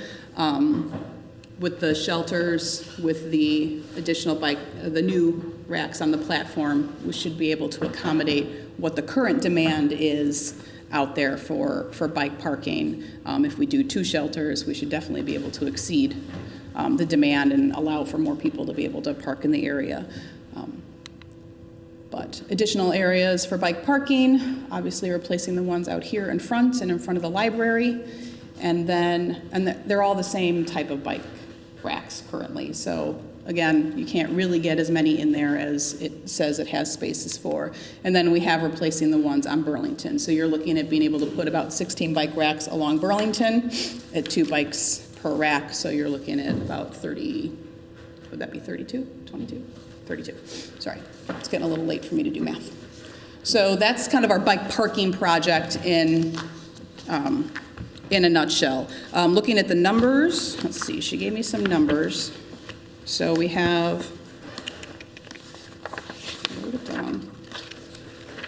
So our bike shelters, if we do the canopy only, you're looking at a little bit over $10,000 for the smaller shelter. Sorry, we'll get there. There we go. $10,000 for the smaller shelter as just a canopy only. So it would just be the posts along the side, no railing kind of corralling it. It would just be a very kind of open structure. And then it's $14,550 for the larger one. Again, that's just kind of the canopy only open sides. If we wanted to go with the railing, the price increases, so you're looking at a little over $11,000 to have that railing, and it's just kind of like your fencing along the sides. For the smaller shelter, a little over $19,000 for the larger shelter, and then if we really want to go the whole hog, we can enclose the whole thing with glass, and that's obviously even more expensive, $13,500 for the smaller one, almost $22,000 for the larger one. So canopy only, how much was the larger? Canopy only, the larger one was $14,550. How much is this being paid by grant? We got a grant for $60,000, a little over $60,000. No, the project $60,000. We got the grant for $48,800, I believe. So it's a 60-40 split. So we got $48,400 in grant money, and we have to pay the balance, which is about $12,200. Can you remind me why we decided not to, I just don't remember, why we decided not to use the existing canopies that are there now, the bike racks there? We turned Is that part of the train station? Part of the reason that they didn't want to do it under the pavilions is they were permanent, and with various events and things like that, they didn't want to have permanent structures. I'm talking about the canopy on the north side of the tracks, between the barber shop and the... There's not really enough room to be putting racks in there. So, I mean, we could fit a few, but it is fairly narrow, and you do have to keep the, kind of an ADA accessible width and stuff like that. So, So if we use the high-capacity racks in the shelters, how much does that increase the cost? So for the smaller shelter, you'd look at an additional $1,308 for the high-capacity racks, and we'd be looking at $1,635 for the high-capacity racks in the larger shelter. So that would get us 4 racks in the smaller one, 5 racks in the bigger one. So. And that basically doubles our capacity. Just about, yes. What do you think? Can you help me with the numbers again? So we're putting 50 racks in the CBD and 32 racks at the train station. That's already been agreed to, right? Well, that's what it says in the memo. Okay. Yeah, that's where it kind of fell out, kind of see what we could fit. That's what's proposed here. As far as racks, what does that cost?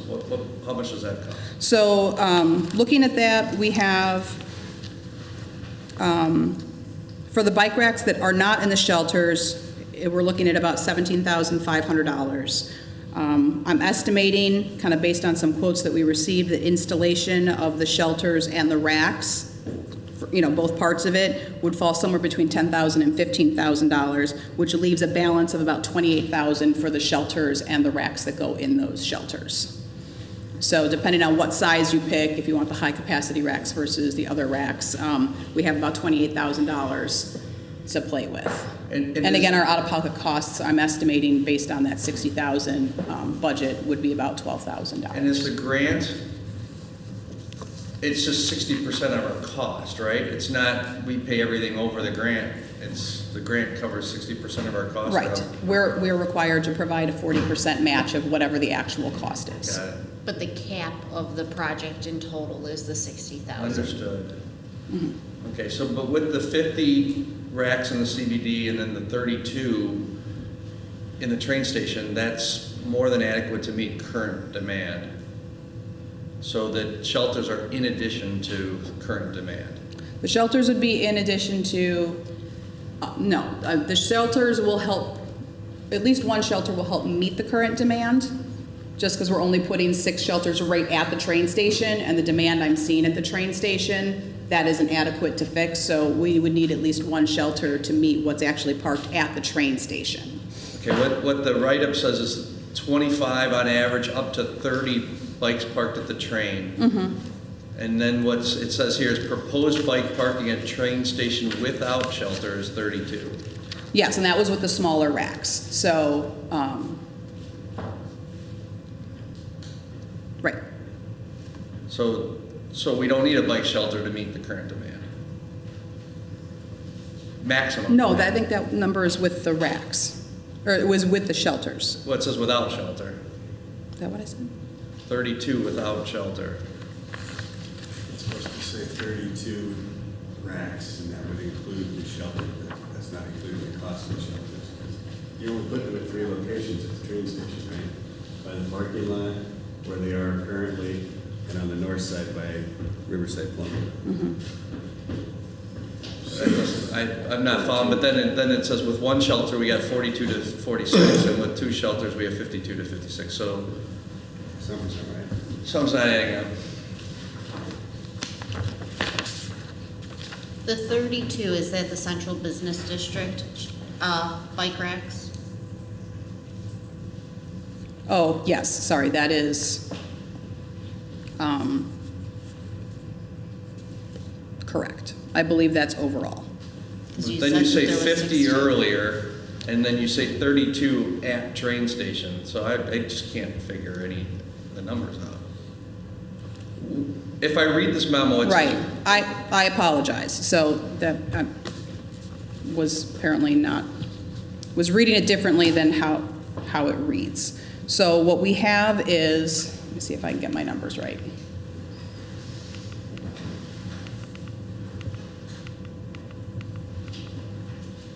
All right, so if we have 13 racks, 14 racks, and 16 racks. So 10, 20, that's 30, 13, so that's 43. So we have 43 racks, I believe, that we're looking at in total for the whole downtown parking project minus shelters. So that gets us to 6. That could get us to park 86 bikes. That's about what you wrote. Okay, that makes sense. So 50 throughout the CBD, 32 at the train without any shelter. We could fit 32 at the train, but that would look at like Centennial for parking as well. So kind of the parking that's there by the Riverside Parks and Rec, and one proposed by the museum.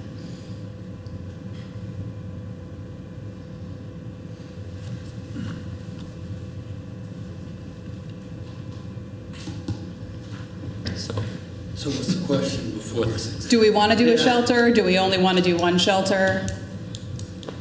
I don't necessarily know that there's a demand for 2 shelters. I'm just providing 2 separate locations. One can have a larger shelter than the other. I think there is demand for a covered shelter because people keep on parking their bikes under where there's a shelter versus in the bike racks that we have. So I feel like this is a service we can provide, and it's, it's something that people seek. We used to have them under a shelter, but then we turned it into a visitor center and kicked the bike racks out. And people used to park up the wazoo inside that visitor center. Don't you think people park there because that's the side that they get on the train? I mean, logically. They don't get on the train on that side, though. They get off the train on that side. I always see the bikes parked underneath the pavilion areas. That's because I walk that way. So that's going downtown, right? The south side is downtown? Yeah. So The south side is the Because side, I always see all the yes. bikes parked under the pavilion, and I'm like, oh yeah, I mean, because if I'm riding my bike, I'm not going to park it a block down and walk. I'll just walk. Could any of these bike racks be removable? For the grant, I don't. They could be. You can put it down so that they can be unbolted and taken off and then reinstalled if needed, but there would still probably be some sort of. For the grant purposes, though. For the grant purposes, they're supposed to be permanent. Permanent parking. If we put permanent racks underneath the pavilion. The pavilion on the south side. Mhm. And for those few times a year that we have a special event that uses that, which I think has only been one or two, we send Public Works out to pull it up for a day or two. Then it seems like the shelters are not.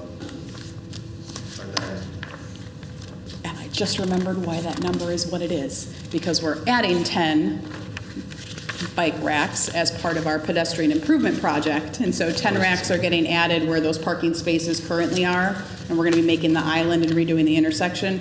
We're gonna be able to fit 10 racks into that area. So that's where my 32 at the train station came in. I forgot about those racks. But that's a separate grant and a separate But that is project. actually 32 at the train. That would be 32 at the train stations. That would be 20 bikes on the south side, and then the 12 with the 6 racks on the north side on the platform. So that'd be 32 bikes at the train station. I apologize, it's getting late, it's not all clear. I don't see the need for 2 shelters. I'm not sure I see the need for 1 shelter. You still get the grant 60% without the shelters, correct? I hope so. My proposal was that it included a shelter and bike parking, so I would have to double check with them that there's not an issue with us not going forward with the shelter and just doing the bike racks. So, because that was the project that was presented to them.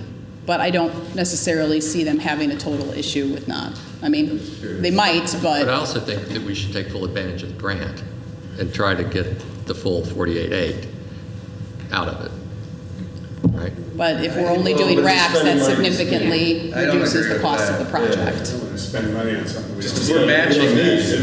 Because you got to remember, if we build it, we have to maintain it. And we're matching it. So it's going to shit. It's going to repair the bus time. Is anyone advocating for shelters? I have not had anybody specifically come to me, but I have had people complain that they can't park. I have the idea, but when I'm looking at the shelters here, they're not providing much shelter. I mean, unless we go completely in glass and all that, I mean.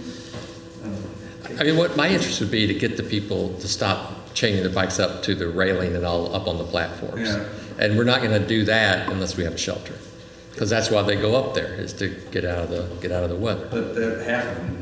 Okay, back to my question. Mm-hmm. Can these racks, can something where we put the racks underneath the pavilions provide? There's definitely room to accommodate additional racks under the pavilion on the south side of the street. And then can we have Or the south side of the tracks. an ability for those racks to be pulled on the very few occasions that that pavilion is rented, and Public Works can come by, grab it, take it over to Public Works, and we can have our event on Saturday and bring it back on Monday Right. morning. I can check with the engineers on that, because I know they're in the middle of the plans for resetting all the pavers on the platform.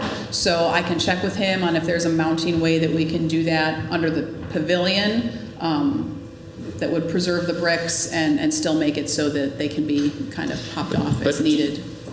Just remember, you're adding additional cost then for that special event, because then Public Works has allocated manpower to take them, remove them, then come back and See if reinstall they're all them bent up and.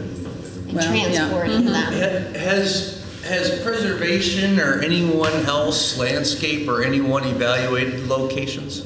Yes, I went through the Preservation Commission with this. Okay, and that was the original proposal, the 2 Yeah, locations? I had proposed the Right, parking right. spaces Your on those original, and I had also proposed one by the barber shop, but Okay, obviously that that's would right. require some talking. Can you go to the picture where you showed East Avenue? Mm-hmm. Oh, too far. back one. Here we go. See that bump out in the middle? That's not there anymore. Exactly. So we've added 4 or 5 spots there Mhm. since that. What if we put a shelter where that handicap spot is, move the handicap spot over a spot? Because I think most people park on this side of the train, that live on this side of the train, and they get off and they move. I mean, that seems like a decent spot to have if we're going to do a shelter. It's right near those other parking spots that you were talking about. I think it's too close to traffic. I would say, Mike, You're unmounting from your bike, you're messing around with your helmet, and you're 2 steps away from a car coming by to drop somebody out, pick somebody up.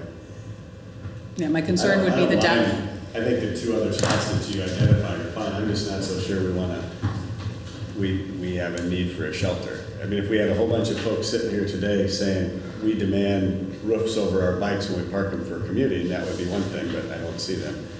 Because it's just gonna be something else to maintain, and those, bless whoever manufacturer that is, but it's basically a prefabricated metal shed roof on top of columns that need painted and it blow up in the wind and trees fall on them and kids climb on them and fall and.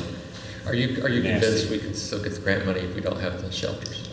I can call our representative over at WCMC and see if he thinks there would be an issue with that element being removed from the grant. I told him we were having this discussion, so. We're tearing these down on every college campus where they had shelters on. So I'm trying to figure out why we would do something that's 20 years ago. And we're taking them down, and now they want to have enclosed boxes because their bikes are thousands and thousands of dollars and made out of carbon fiber.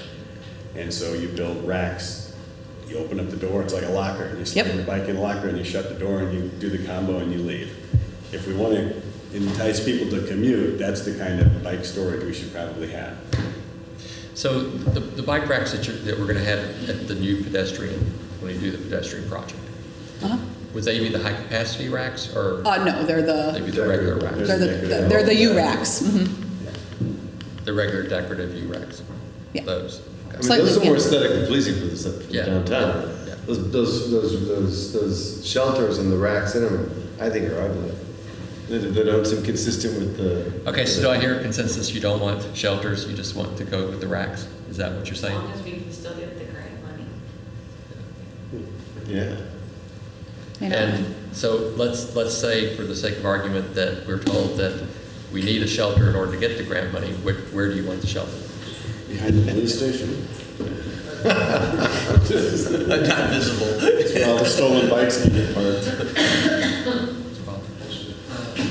I'm interested in what Trustee Lumsden said about these shelters being removed and the maintenance and all that, but I'm conflicted because I really do think our logic tells me that the shelters would be valuable, at least one of them on the north side, and I like the location that's proposed on the north side. And logically, I think people would use it. Now, it's not the kind of thing that people go to their village hall and you know, in mass and ask for. So I think the demand would be there. I think people would use it. Although, yeah, but. Big or small? Big. That one can only do the small. It can only. That location. The north side only has enough room to hold the smaller. Well, I would go smaller with rack. the maximum number of racks. The high capacity racks in there. But theoretically, Doug, you could put the U racks right there, and you could accommodate how many bikes without the shelter? It wouldn't be under the shelter. Well, again, the key here is it going to help us to not have people chain their bikes underneath the shelter on the north side if we added that one? Well, we would give them a place to I would say that you're not going to eliminate that unless you police it, no matter how many shelters you build. So if we're willing to police their it, daily routine is to put it on that column right there. well, they want to be as close as they can be. Well, but once we have the new project developed, you're going to have a row of bike racks right there where they do that. So at ground level, so it would be more convenient for them to just use the U racks. But are the U racks under? No, they're not under roof in the. No, they're not under railing that right? narrower area. Okay, so are we agreed that the U racks in the business district, and then a small shelter north of the tracks? Is that what I'm hearing? High capacity. Okay. High capacity. High capacity. One shelter, north side. Agreed? Agreed. Okay. Agreed. Thank you, everybody.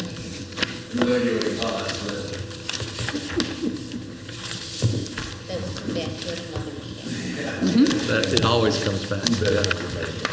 But this gets you what you need. Yes, this now I can. Get out and let's start getting some bike racks in the city. Yes, now I can start my arduous IDOT process. Yes, thank you. Okay, so we will talk about wayfinding signage at a different date. So we do have a need for an executive session to discuss probable, imminent, or pending litigation and the purchase or lease of real property or setting the price for sale or lease of village property. So with that, I'd ask for a motion to adjourn to executive session, not to reconvene. No final action will be taken.